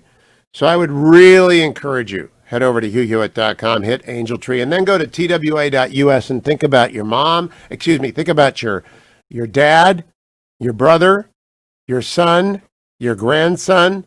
The young guns are anyone 21 to 30, and everybody over 30 goes to the Smiling Moose Ranch. Think about that. And then finally a piece. Tom in Georgia, you've been waiting patiently. Tom, good morning. How are you? I'm doing great, Hugh. Listen, before I make my point about Facebook, one more town correction. If in Northwest Georgia, it ain't Lafayette. It's oh, no, Lafayette. I got Cairo wrong, too. It's Cairo. That's right, like the syrup. Now, it's Lafayette or Lafette. Lafette. You guys are screwing me up. You're like Ohio. I don't know Georgia town. Lafette. Okay, I got that now. Go ahead with your comment, friend. That's real short for Lafayette. Okay. Okay. Now, on the Facebook thing, Robert, not Jeffrey, Robert Epstein, the student of all things social media, former editor-in-chief of Psychology Today, claims that about 6 million votes shifted to Biden because of the bias in the big media and in social media. So we can't allow that to continue, Hugh. They got to take away that 230 exemption or whatever that is, and make them play fair. Well, I agree. I have pointed out to people, including in the White House, that the Washington Post ABC poll that had President Trump down 17 points to Joe Biden 6 days before the election, in my personal opinion, is that cost him the election. Cost him Wisconsin, but I think it cost him tens of thousands of votes across the United States. Nobody wants to back a loser. If you're down by 17 points in Wisconsin and you read that poll, what do you think, Tom? What's the action? What's the reaction among people? For most people, they would give up hope, but I say never give in, never give up, never sit down, never shut up. Well, I agree with that, but the reality is that poll cost him the election. I believe that. I don't disagree. Yeah, I believe that, and we have to work around the clock all the time to make sure it doesn't happen. Nevertheless, Facebook, whether or not you support 230, the antitrust lawsuits are being brought by plaintiffs' lawyers. You know who plaintiffs' lawyers give their money to? Oh, yeah, of course. Yeah, they give their money to the Democrats. So those Facebook lawsuits are intended to fund Democrats. That's all they are intended to do. And people ought to understand that. They ought to understand from the beginning that the lawsuits against Facebook are just Democratic fundraising tools. And they will understand that. They ought to understand that from the beginning, and they ought to stay understanding that for a long, long time. Thank you, Tom. I want to tell everyone again that what they have to do, you hear the Washington Post calling me. I'm going to be joining the Washington Post shortly. I hope that you will come and watch me over at Washington Post Live. I hope you'll be back here tomorrow on the next Hugh Hewitt Show. Don't forget to sign up for the Hughiverse. All of Hugh's broadcasts on demand, the after show, which in my opinion is worth the price all by itself, Dwayne FM, and all sorts of bonus content. www.hughiverse.com.